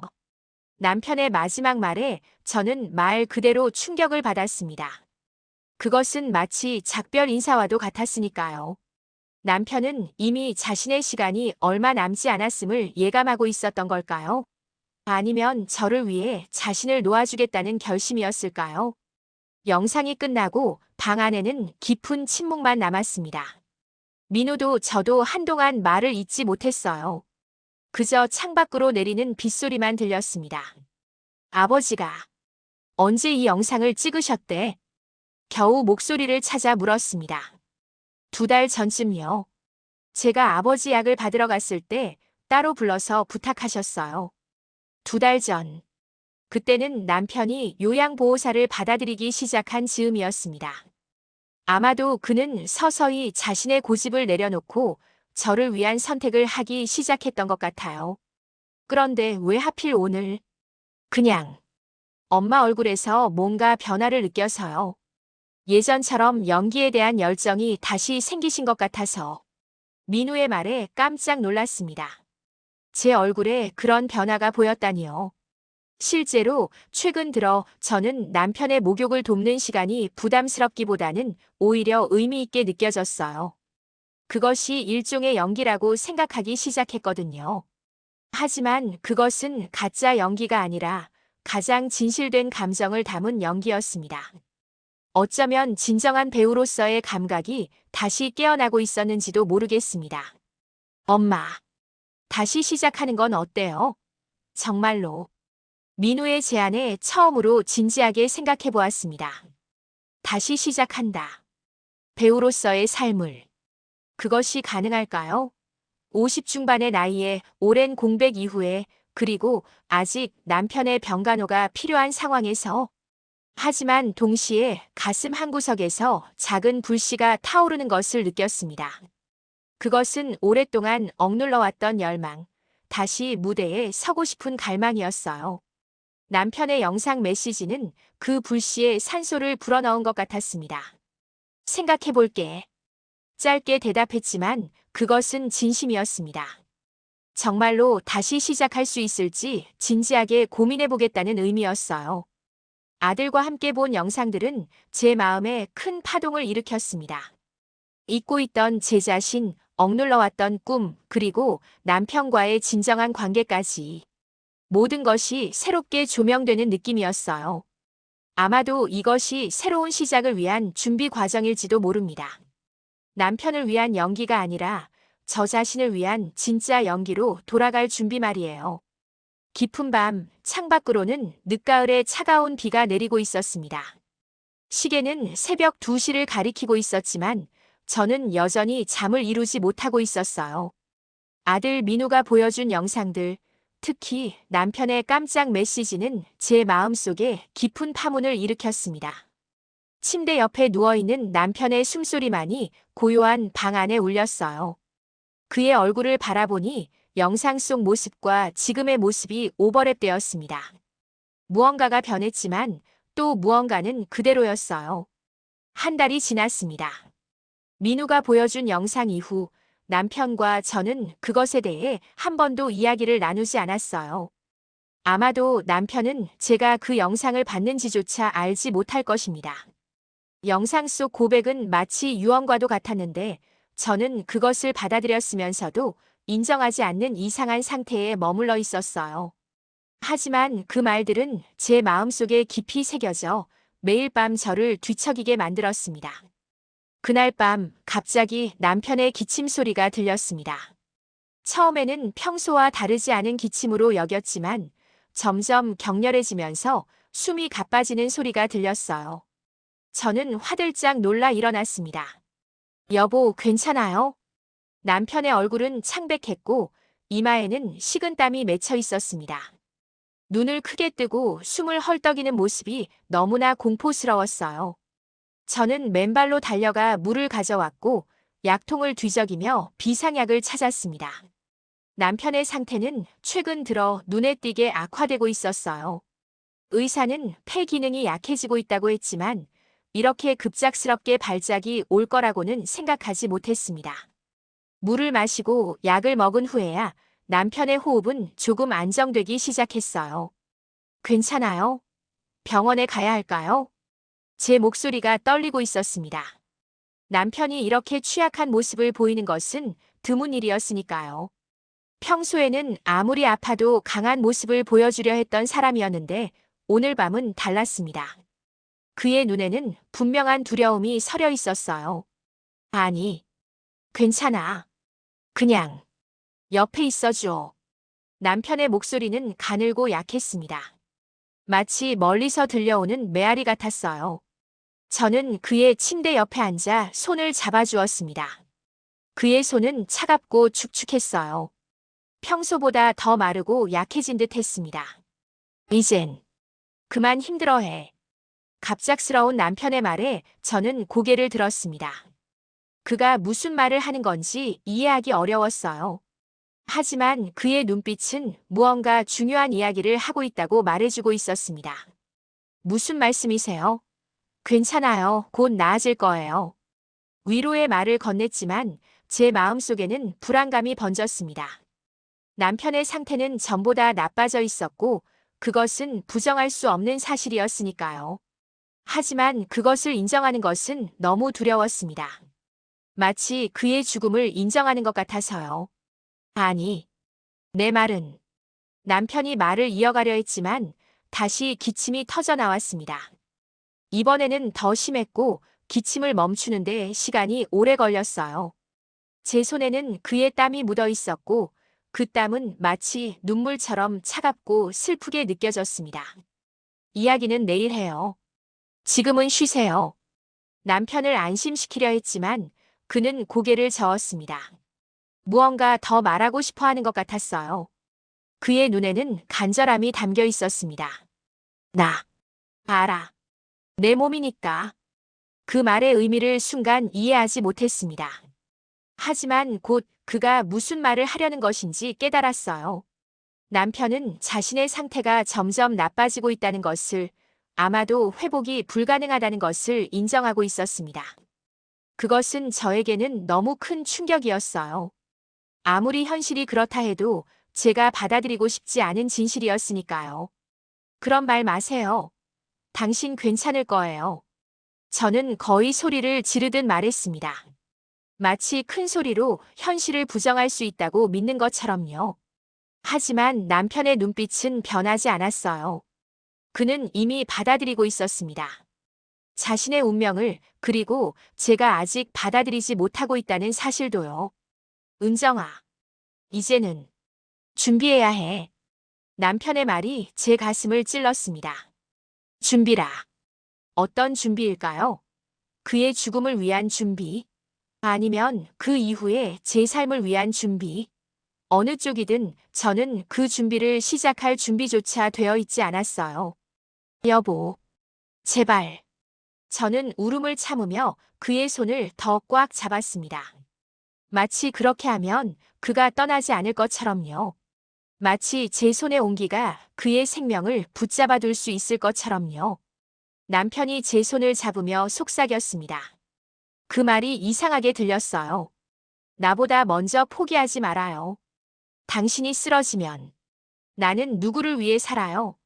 그 생각이 문득 제 마음속에서 터져 나왔습니다. 이기적인 생각이라는 것을 알면서도 제 진심이었어요. 남편은 제 인생의 중심이 되어버렸고 그가 없는 삶을 상상하기 어려웠으니까요. 어쩌면 그것은 사랑이 아니라 의존일지도 모르겠습니다. 하지만 그 순간 제게는 구분할 수 없었어요. 당신 때문에 살지 마. 당신을 위해서 살아. 남편의 말이 깊은 밤의 정적을 깨뜨렸습니다. 그것은 마치 제 마음을 읽은 것 같았어요. 저는 그 말의 의미를 곱씹었습니다. 당신 때문에와 당신을 위해의 차이. 그것은 단순한 말장난이 아니라 삶의 방향성을 완전히 바꾸는 깊은 통찰이었습니다. 남편은 저에게 독립을 허락하고 있었어요. 아니, 요구하고 있었습니다. 그것은 그가 줄 수 있는 마지막 선물이자 제가 받아들여야 할 가장 어려운 과제였습니다. 그날 밤 남편은 다시 잠들었지만 저는 밤새 잠을 이루지 못했습니다. 창밖에 비가 그치고 희미한 새벽빛이 방 안으로 스며들기 시작했을 때까지 저는 남편의 숨소리에 귀를 기울이며 깨어 있었어요. 그의 숨소리가 멈출까봐 두려웠습니다. 마치 제가 지키고 있어야만 그의 생명이 이어질 것 같은 미신적인 두려움이었어요. 아침이 밝아오자 저는 조용히 일어나 커튼을 젖혔습니다. 비가 그친 후의 세상은 놀라울 정도로 맑고 깨끗했어요. 마치 밤사이 모든 것이 씻겨나간 것처럼요. 그 모습이 제게는 위로가 되기도 했고 또 두렵기도 했습니다. 세상은 계속 변해가고 시간은 멈추지 않으니까요. 남편이 깨어나자마자 저는 병원에 가자고 설득했습니다. 처음에는 거부했지만 결국 그도 상태가 심각하다는 것을 인정한 것 같았어요. 아니면 더 이상 저를 걱정시키고 싶지 않았던 걸까요? 병원에서의 검사 결과는 예상보다 더 나빴습니다. 남편의 폐 기능은 급격히 저하되고 있었고 면역 체계도 약해져 있었어요. 의사는 저를 복도로 불러내어 조용히 이야기했습니다. 박 선생님 상태가 많이 악화됐습니다. 폐렴 증상이 보이고 면역 체계가 약해지고 있어요. 의사의 목소리는 조심스러웠지만 그 안에 담긴 심각함은 감추어지지 않았습니다. 저는 떨리는 목소리로 물었어요. 얼마나 남았을까요? 그 질문을 하면서도 제 심장이 미친 듯이 뛰는 것을 느낄 수 있었습니다. 마치 몸 전체가 그 대답을 두려워하는 것 같았어요. 정확히 말씀드리긴 어렵지만 준비하시는 게 좋을 것 같습니다. 의사의 말은 부드러웠지만 그 의미는 단호했습니다. 준비. 어젯밤 남편이 했던 바로 그 말이었어요. 이제는 더 이상 현실을 부정할 수 없었습니다. 남편의 시간이 얼마 남지 않았다는 것을 저는 받아들여야만 했어요. 병원 복도에 기대어 눈물을 흘렸습니다. 그것은 단순한 슬픔의 눈물이 아니었어요. 두려움, 후회, 분노, 그리고 이상하게도 조금의 해방감까지 섞인 복잡한 감정의 눈물이었습니다. 해방감이라니. 그런 감정을 느끼는 제 자신이 너무 죄책감으로 가득 찼어요. 하지만 그것은 부정할 수 없는 진실이었습니다. 남편의 죽음은 제게 슬픔과 함께 새로운 시작의 가능성을 동시에 의미했으니까요. 남편의 병실로 돌아가는 발걸음이 무거웠습니다. 무슨 말을 해야 할지, 어떤 표정을 지어야 할지 몰랐어요. 진실을 말해야 할까요? 아니면 희망을 주는 거짓말을 해야 할까요? 그 둘 사이에서 저는 갈등했습니다. 병실 문을 열자 남편이 창밖을 바라보고 있었습니다. 그는 이미 알고 있는 것 같았어요. 제 표정만 봐도 의사의 진단을 짐작할 수 있었던 것 같습니다. 얼마나 남았대? 그의 질문은 직설적이었습니다. 더 이상의 회피나 미화 없이 진실만을 원했어요. 의사 선생님이 준비하는 게 좋겠다고 하셨어요. 진실을 말하기로 했습니다. 남편은 그것을 받을 만큼 강했고 또 그럴 자격이 있었어요. 그는 고개를 끄덕였습니다. 마치 예상했던 대답을 확인받은 것처럼요. 집에 가자. 남편의 말에 놀랐습니다. 그의 상태로 봐서는 병원에 머무는 것이 더 안전할 텐데요. 하지만 여기 계시는 게 좋을 것 같아요. 의사 선생님도 집에서 죽고 싶어. 그 말에 더 이상 반박할 수 없었습니다. 그것은 그의 마지막 소원과도 같았으니까요. 집. 우리가 함께 추억을 쌓은 그곳에서 마지막 순간을 맞이하고 싶다는 그의 바람을 존중해야 했습니다. 병원에서의 퇴원 절차를 밟는 동안 저는 계속해서 생각했습니다. 남편의 말, 당신을 위해 살아. 그것은 단순한 격려가 아니라 저에게 주는 사명 같았어요. 남편은 자신의 죽음이 제 삶의 끝이 아니라 새로운 시작이 되기를 바라고 있었습니다. 집으로 돌아오는 차 안에서 남편은 창밖을 바라보며 말했습니다. 우리 처음 만났을 때 기억나? 갑작스러운 질문이었지만 저는 미소 지었습니다. 물론 기억했어요. 그날의 모든 순간을 아주 선명하게. 네, 당신이 오디션장에 들어오셨을 때 너무 무서워 보여서 다리가 떨렸어요. 남편이 작게 웃었습니다. 오랜만에 보는 진짜 웃음이었어요. 그런데 연기는 너무 완벽했지. 내가 첫 대사를 읽는 순간 나는 이미 너를 캐스팅하기로 마음먹었어. 그 말에 제 가슴이 따뜻해졌습니다. 우리의 시작은 아름다웠고 서로에 대한 존경과 감탄으로 가득했었죠. 어디에서부터 그것이 변해버린 걸까요? 아니, 어쩌면 변한 것은 없는지도 모릅니다. 단지 삶이 우리에게 다른 역할을 강요했을 뿐, 마음 깊은 곳에서는 여전히 그 시작의 감정이 살아있는 것 같았어요. 은정아. 네. 두려워? 그 질문에 저는 잠시 생각했습니다. 두려움. 물론 두려웠습니다. 남편을 잃는 것도, 혼자 남는 것도, 그리고 새로운 삶을 시작해야 한다는 것도 모든 것이 두려웠어요. 하지만 동시에 이상하게도 평온함도 느꼈습니다. 이제 모든 것이 명확해졌으니까요. 더 이상 불확실한 미래에 대한 불안이나 끝없는 간병의 고통이 아니라 분명한 현실과 그 이후의 삶을 마주하게 된 것이니까요. 네, 두려워요. 하지만 괜찮을 것 같아요. 당신이 늘 말했잖아요. 두려움은 좋은 연기의 시작이라고. 남편의 눈에 눈물이 고였습니다. 그는 제 말을 기억했어요. 오래전 제가 첫 주연을 맡고 너무 긴장했을 때 그가 해줬던 조언을요. 두려움을 부정하지 말고 오히려 그것을 연기의 원동력으로 삼으라는 그 조언을. 그래, 맞아. 내가 지금부터 할 연기는 내 인생에서 가장 중요한 역할이 될 거야.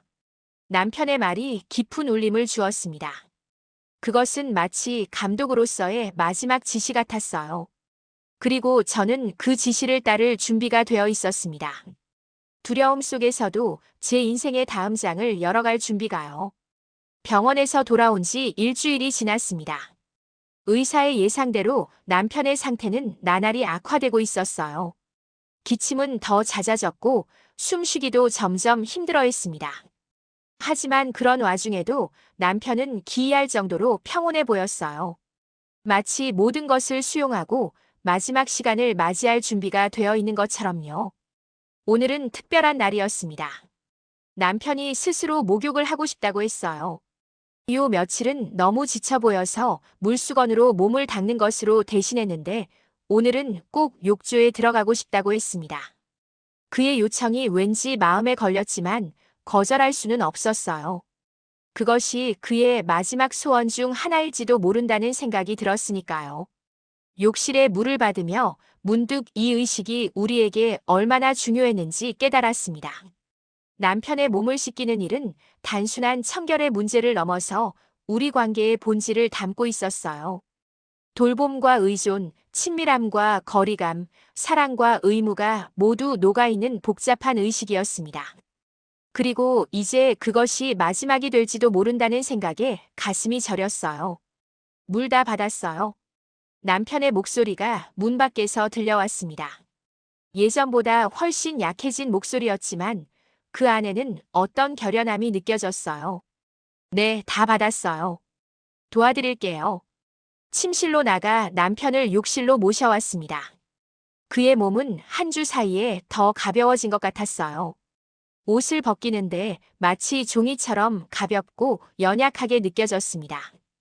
뼈와 가죽만 남은 듯한 그의 몸을 보는 것이 너무 고통스러웠어요.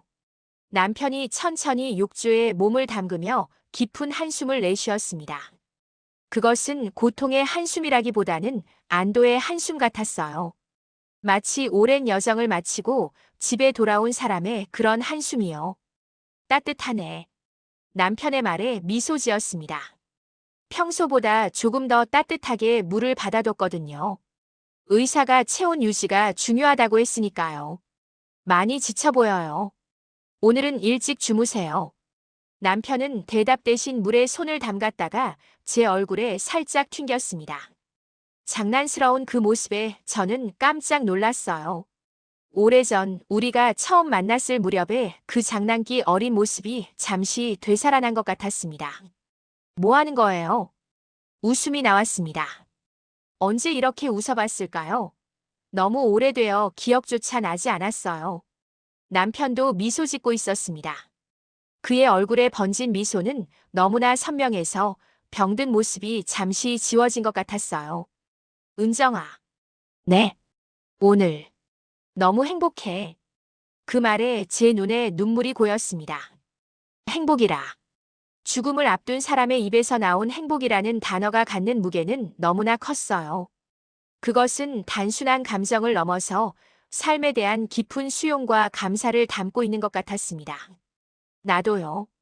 짧게 대답했지만 그 두 단어에 제 모든 감정을 담으려 했습니다.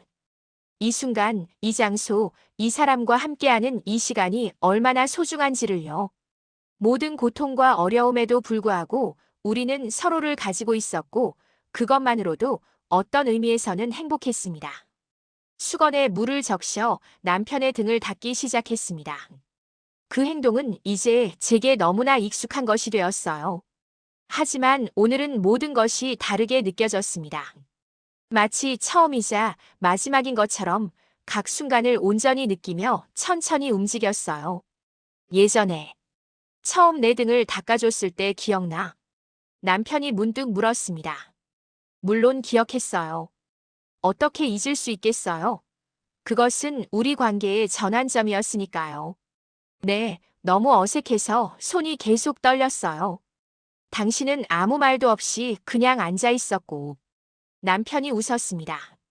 그것은 회상에서 오는 부드러운 웃음이었어요.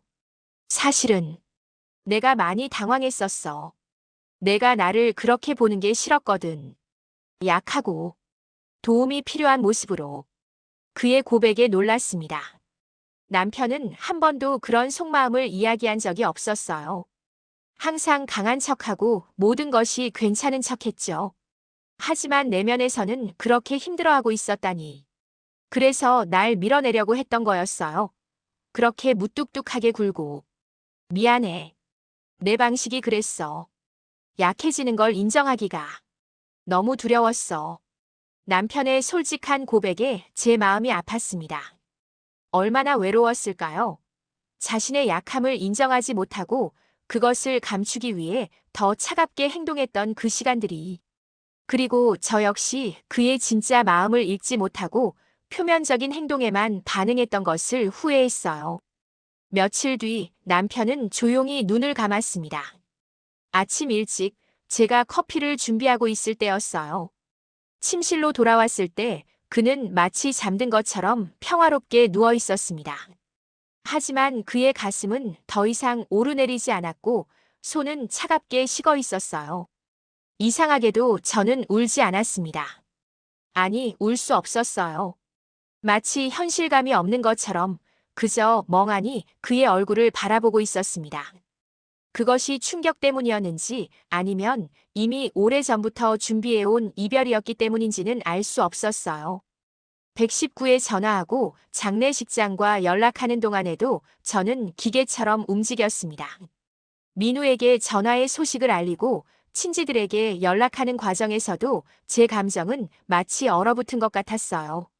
사람들이 오가고 위로의 말을 건네는 동안에도 저는 마치 다른 세계에서 그것을 바라보고 있는 듯한 느낌이었습니다. 장례식이 끝나고 집으로 돌아온 저녁, 저는 문득 욕실로 향했습니다. 그날 나는 욕조에 물을 받았어요. 텅 빈 집에 더 이상 씻길 사람이 없는데도 말이에요. 그것은 일종의 의식 같았습니다. 마지막 작별 인사를 위한, 혹은 제 자신을 위로하기 위한 의식이요. 그의 수건을 물에 적시고 한참을 울었습니다. 그제야 모든 감정이 한꺼번에 쏟아져 나왔어요. 슬픔, 상실감, 후회, 그리고 이상하게도 일종의 해방감까지. 그 복잡한 감정들이 한데 뒤섞여 제 몸을 떨게 했습니다. 여보, 당신 씻기려던 손이 이젠 나를 씻기네요. 혼잣말처럼 중얼거렸습니다. 남편이 떠난 지금 제가 씻겨야 할 것은 바로 제 자신이었어요. 과거의 상처와 아픔, 그리고 미래에 대한 두려움까지.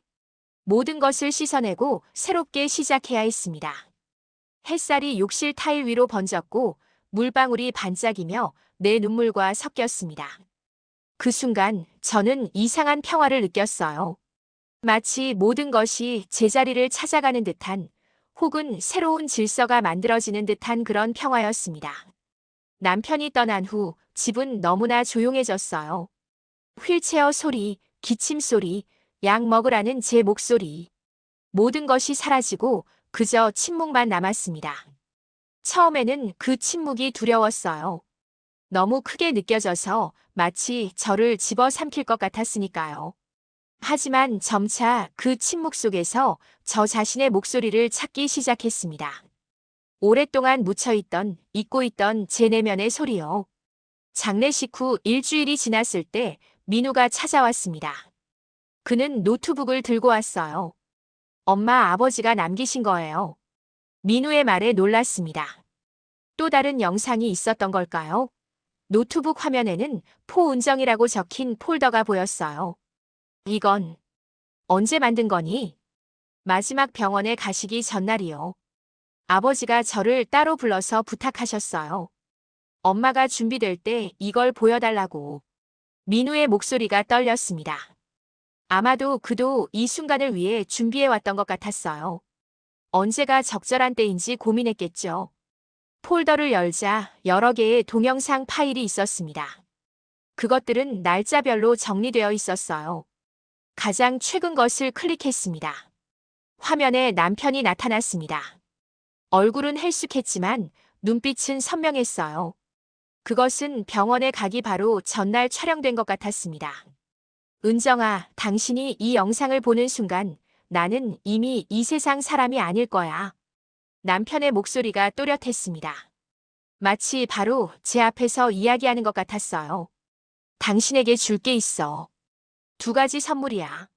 하나는 이 영상들, 그리고 다른 하나는 자유. 그 말에 제 심장이 빠르게 뛰기 시작했습니다. 자유. 그것은 제가 오랫동안 그리워했으면서도 스스로에게 허락하지 않았던 것이었어요. 은정아, 당신 덕분에 나는 매일 씻겨지며 다시 태어나는 기분이었어. 고맙다. 내 마지막 감독은 당신이야. 남편의 말에 눈물이 왈칵 쏟아졌습니다. 그가 저를 감독이라고 표현한 것이 가슴을 찔렀어요. 그는 제가 연기자였음을 잊지 않았고 심지어 우리의 관계에서도 그것을 인정하고 있었습니다. 마치 우리의 삶이 하나의 작품이었고 저는 그 작품을 연출하는 역할을 했다는 듯이요. 영상 속 남편이 계속 말했습니다. 이제 당신 차례야. 당신의 무대로 돌아가. 내가 없는 세상에서도 당신은 빛나야 해. 그의 말은 제게 허락이자 동시에 부탁이었습니다. 제 인생을 다시 찾으라는, 그리고 그것을 통해 그의 사랑을 계속 이어가라는 부탁이요. 우리가 함께한 시간은 내 인생에서 가장 아름다운 시간이었어. 당신이 나를 씻겨주던 순간들은 사실 내게는 가장 친밀하고 소중한 순간이었어. 남편의 고백에 더욱 눈물이 쏟아졌습니다. 그 순간들이 저에게는 때로 부담이었는데 그에게는 소중한 시간이었다니. 우리는 같은 경험을 하면서도 얼마나 다르게 느끼고 있었던 걸까요? 이제 마지막으로 당신을 위해 내가 쓴 대본이 있어. 노트북 두 번째 폴더에 있어. 언젠가 당신이 무대에 다시 설 때 이 대본으로 연기해주면 좋겠어. 영상이 끝나고 저는 한동안 말을 잇지 못했습니다. 남편이 저를 위해 대본을 썼다니. 그것은 상상도 못했던 일이었어요. 그가 그토록 아픈 와중에도 저의 미래를 생각하고 준비했다는 사실이 믿기지 않았습니다. 대본이요? 민우를 바라보자 그는 고개를 끄덕였습니다. 아버지가 밤마다 몰래 쓰셨어요. 제가 가끔 도와드리기도 했고요. 그 말에 더욱 놀랐습니다. 민우까지 이 비밀에 동참하고 있었다니. 두 사람이 저를 위해 이런 준비를 하고 있었다는 사실이 가슴을 뭉클하게 했어요. 두 번째 폴더를 열자 마지막 목욕이라는 제목의 대본 파일이 보였습니다. 그것은 한 여성의 이야기였어요. 남편의 병간호를 하다가 그를 떠나보내고 다시 자신의 삶을 찾아가는 여성의 이야기. 바로 제 이야기였습니다. 노트북을 바라보며 저는 가만히 중얼거렸습니다. 고마워요. 내 인생의 마지막 대본을 써줘서. 햇살이 창문을 통해 방 안으로 들어와 노트북 화면을 비추었습니다. 그 빛 속에서 저는 문득 깨달았어요. 이것이 끝이 아니라 시작이라는 것을요. 남편은 떠났지만 그는 저에게 새로운 인생의 대본을 남겨주었습니다. 이제 그 대본을 어떻게 연기할지는 저의 몫이었어요. 이번엔 제 차례네요. 제 인생의 다음 장면을 연출하겠습니다. 마치 카메라를 보며 말하듯 저는 결연한 목소리로 말했습니다.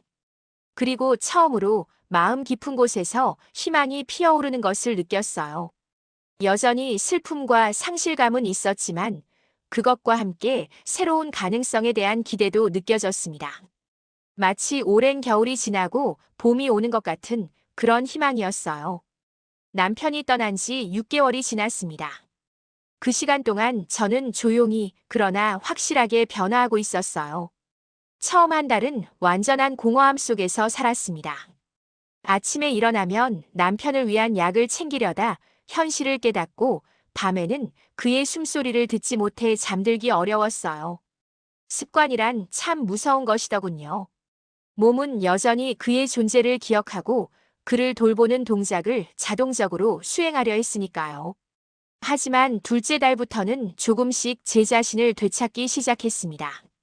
오랫동안 미뤄둔 책들을 읽고 좋아하던 음악을 듣고 때로는 그냥 소파에 누워 아무것도 하지 않는 시간을 가졌어요.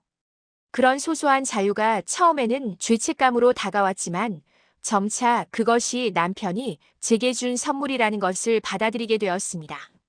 셋째 달에는 드라마 대본을 읽기 시작했어요. 처음에는 남편이 남긴 마지막 목욕이라는 대본을 읽었습니다. 그것은 정말 아름다운 작품이었어요. 한 여성의 상실과 재생에 관한 이야기, 사랑과 독립 사이의 균형을 찾아가는 여정이었습니다. 그 대본을 읽으며 남편이 저를 얼마나 깊이 이해하고 있었는지 깨달았어요. 그는 제가 느꼈던 모든 복잡한 감정들, 사랑, 의무감, 원망, 그리움, 자유에 대한 갈망을 정확히 포착해 글로 표현했습니다. 넷째 달, 민우가 한 제안을 했습니다. 그것은 저에게 큰 도전이었어요. 엄마, 아버지의 대본으로 공연을 해보는 건 어때요? 처음에는 그 생각이 너무 부담스러웠습니다. 오랜 공백 후에 다시 연기를 한다는 것, 그것도 남편의 이야기로. 너무 감정적인 부담이 클 것 같았어요. 하지만 동시에 그 생각은 제 마음 깊은 곳의 열망을 건드렸습니다. 다시 한번 무대에 서고 싶다는, 제 목소리로 이야기를 전하고 싶다는 그 열망을요. 다섯째 달, 저는 결심했습니다. 작은 극장에서 1인극으로 마지막 목욕을 공연하기로요. 민우가 홍보를 맡았고 예전 동료들이 연출과 기술 지원을 도와주겠다고 나섰습니다. 처음에는 조용히 시작하려 했지만 소문이 퍼지면서 점점 많은 사람들이 관심을 보였어요. 전직 배우의 복귀작이자 유명 감독의 유작이라는 점이 화제가 되었나 봅니다. 그리고 오늘 드디어 공연 당일이 되었습니다. 작은 극장 분장실에 앉아 저는 거울 속 제 모습을 바라봤어요. 50대 중반의 여성, 주름이 깊게 패인 얼굴이지만 눈빛만은 젊은 시절처럼 반짝이고 있었습니다. 아니, 어쩌면 더 강렬하게 빛나고 있었을지도 모릅니다. 경험과 상실, 그리고 다시 찾은 희망이 그 빛을 더 깊고 풍요롭게 만들었으니까요. 분장을 마치고 의상을 입은 후 무대 뒤에서 대기하고 있을 때 민우가 찾아왔습니다. 그의 눈에는 자랑스러움과 약간의 걱정이 섞여 있었어요. 엄마 괜찮아요? 너무 긴장되면 연기 안 해도 돼요. 모두가 이해할 거예요. 민우의 배려에 미소 지었습니다. 그는 항상 저를 먼저 생각하는 아이였어요. 괜찮아, 민우야. 엄마는 이 순간을 위해 태어났는 걸. 그것은 과장이 아니라 진심이었습니다. 지금 이 순간 저는 제 인생의 모든 경험이 이 공연을 위한 준비였다고 느꼈어요. 남편을 돌보던 시간, 그를 잃은 아픔, 그리고 다시 일어서는 과정. 그 모든 것이 오늘 밤 제가 표현할 이야기의 일부였습니다. 무대에 오르기 전 잠시 눈을 감고 남편을 생각했습니다. 여보, 보고 있나요? 당신이 써준 대본으로 내가 다시 무대에 서요. 이건 당신의 마지막 선물이자 내 새로운 시작이에요. 조명이 꺼지고 관객들의 소리가 잦아들었습니다. 그리고 한 줄기 빛이 무대 중앙을 비추기 시작했어요. 제 등장 신호였습니다. 깊은 숨을 들이마시고 저는 무대로 걸어 나갔습니다.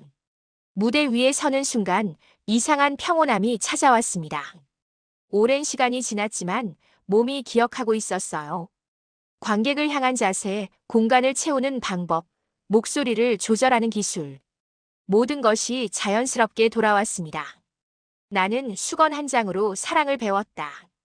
내 인생 최고의 연기는 카메라 앞이 아닌 욕실에서 시작됐다. 첫 대사를 말하는 순간 객석에서 미세한 동요가 느껴졌어요. 그것은 놀라움이자 기대감이었습니다. 저는 계속해서 이야기를 풀어나갔습니다. 남편과의 첫 만남, 배우로서의 꿈, 그의 병과 함께 시작된 간병의 시간들, 그리고 마지막 목요까지. 연기하면서 제 안에 있던 모든 감정이 흘러나오는 것을 느꼈습니다. 슬픔도 기쁨도 후회도 사랑도 모두 진실되게 표현했어요. 이것은 단순한 연기가 아니라 제 삶의 진실을 관객과 나누는 시간이었으니까요. 그는 내게 물었죠. 왜 그렇게까지 했냐고. 내가 답했습니다. 그것이 사랑이었으니까라고. 하지만 진짜 대답은 나도 몰랐습니다. 그것이 의무였는지 사랑이었는지 아니면 단지 습관이었는지.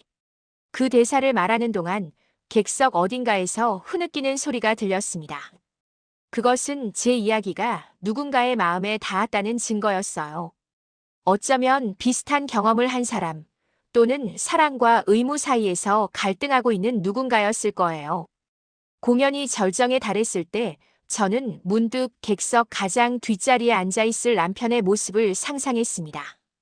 그가 저를 바라보며 미소 짓고 있는 모습을요. 그것은 단순한 환상이었을까요? 아니면 진짜로 느껴진 존재감이었을까요?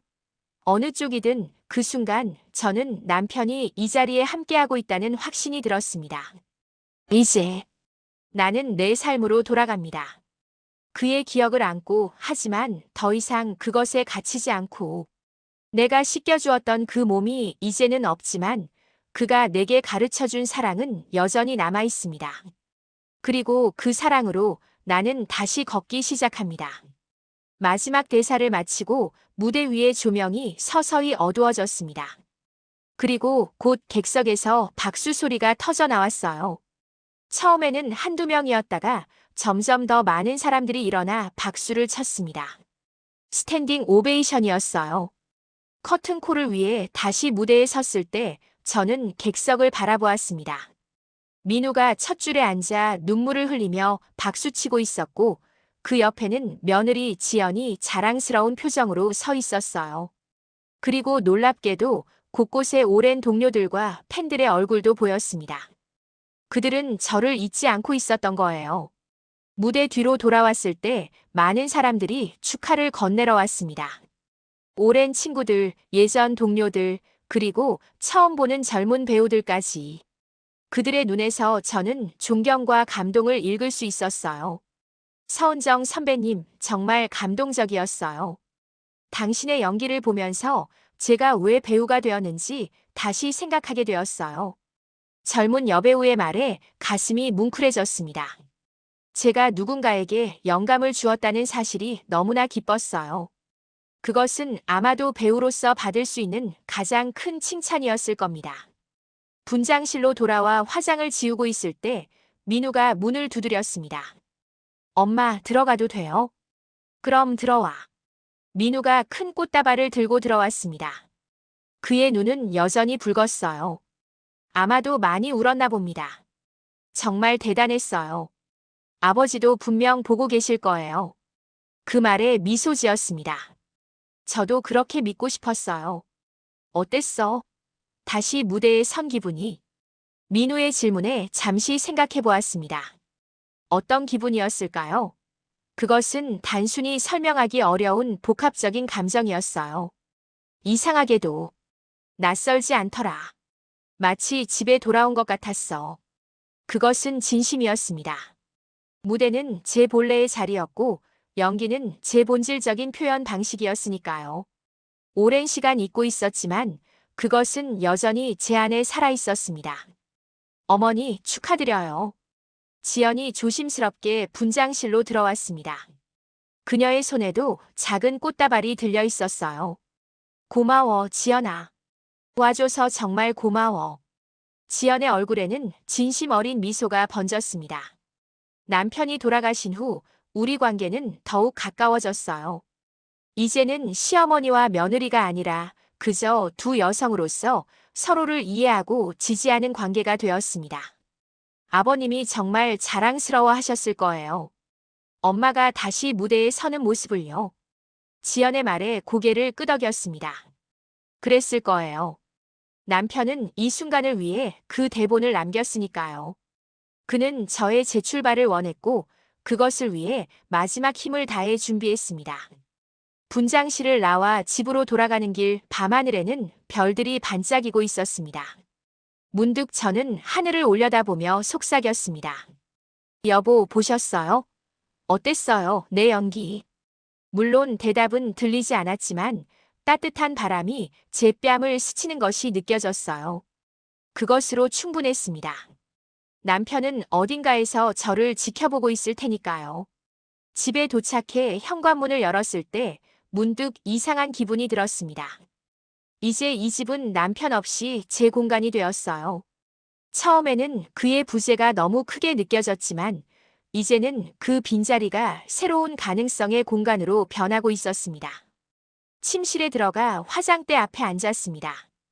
거울 속의 제 모습은 피곤해 보였지만 눈은 생기로 가득 차 있었어요. 오랜만에 느끼는 성취감과 만족감이 제 얼굴에 새로운 표정을 만들어냈습니다. 화장대 위에는 남편의 사진이 놓여 있었어요. 젊고 건강했던 시절 촬영장에서 웃고 있는 모습이었습니다. 저는 그 사진을 바라보며 미소 지었어요. 이번엔 제 차례였네요. 제 인생의 다음 장면을 연출했어요. 어땠나요? 물론 대답은 없었지만 제 마음속에서 남편의 목소리가 들리는 것 같았습니다. 완벽해, 은정 씨. 당신은 항상 완벽해. 침대에 누워 천장을 바라보며 저는 오늘의 공연을 떠올렸습니다. 관객들의 반응, 제가 느꼈던 감정, 그리고 무대 위에서의 자유로움까지. 그것은 단순한 복귀 공연이 아니라 제 인생의 새로운 장의 시작이었어요. 내일 김민석 PD에게서 전화가 왔었습니다. 그는 새 드라마 시리즈에 저를 캐스팅하고 싶다고 했어요. 중년 여성의 재출발에 관한 이야기라고 합니다. 아직 결정하지 않았지만 긍정적으로 생각하고 있어요. 이제 저는 다시 선택할 수 있는 자유가 있으니까요. 잠들기 전 마지막으로 남편이 남긴 대본을 다시 한번 펼쳐보았습니다. 마지막 페이지에는 그의 손글씨로 짧은 메모가 적혀 있었어요. 은정에게 이것은 끝이 아니라 시작이다. 당신의 진짜 인생은 이제부터 시작된다. 사랑하는 마음을 담아, 도연. 그 글귀를 읽으며 저는 미소 지었습니다. 네, 이것은 시작입니다. 슬픔과 상실을 딛고 새롭게 시작하는 인생의 여정이요. 남편은 떠났지만 그의 사랑은 여전히 저를 지탱하고 앞으로 나아가게 하는 힘이 되고 있었습니다. 사람들은 묻습니다. 그렇게까지 해야 했냐고. 하지만 저는 대답합니다. 그건 내 마지막 사랑의 방식이었다고. 그 사랑은 수건 한 장에 담긴 배우의 마지막 연기였습니다. 아니, 첫 번째 진짜 연기였을지도 모릅니다. 이제 저는 새로운 연기를 시작합니다. 서은정으로서의 연기, 배우로서의 연기, 그리고 무엇보다 온전한 한 사람으로서의 연기를요. 이 연기는 더 이상 누군가를 위한 것이 아니라 제 자신을 위한 것입니다. 그리고 어쩌면 그것이 남편이 진정으로 바랐던 것일지도 모르겠습니다. 창밖으로 새벽이 밝아오고 있었습니다. 새로운 하루, 새로운 도전, 그리고 새로운 시작이 저를 기다리고 있었어요. 그리고 이번에는 제가 주연입니다. 제 인생이라는 무대의 진정한 주연으로서 저는 이제 당당히 걸어나갈 준비가 되었습니다.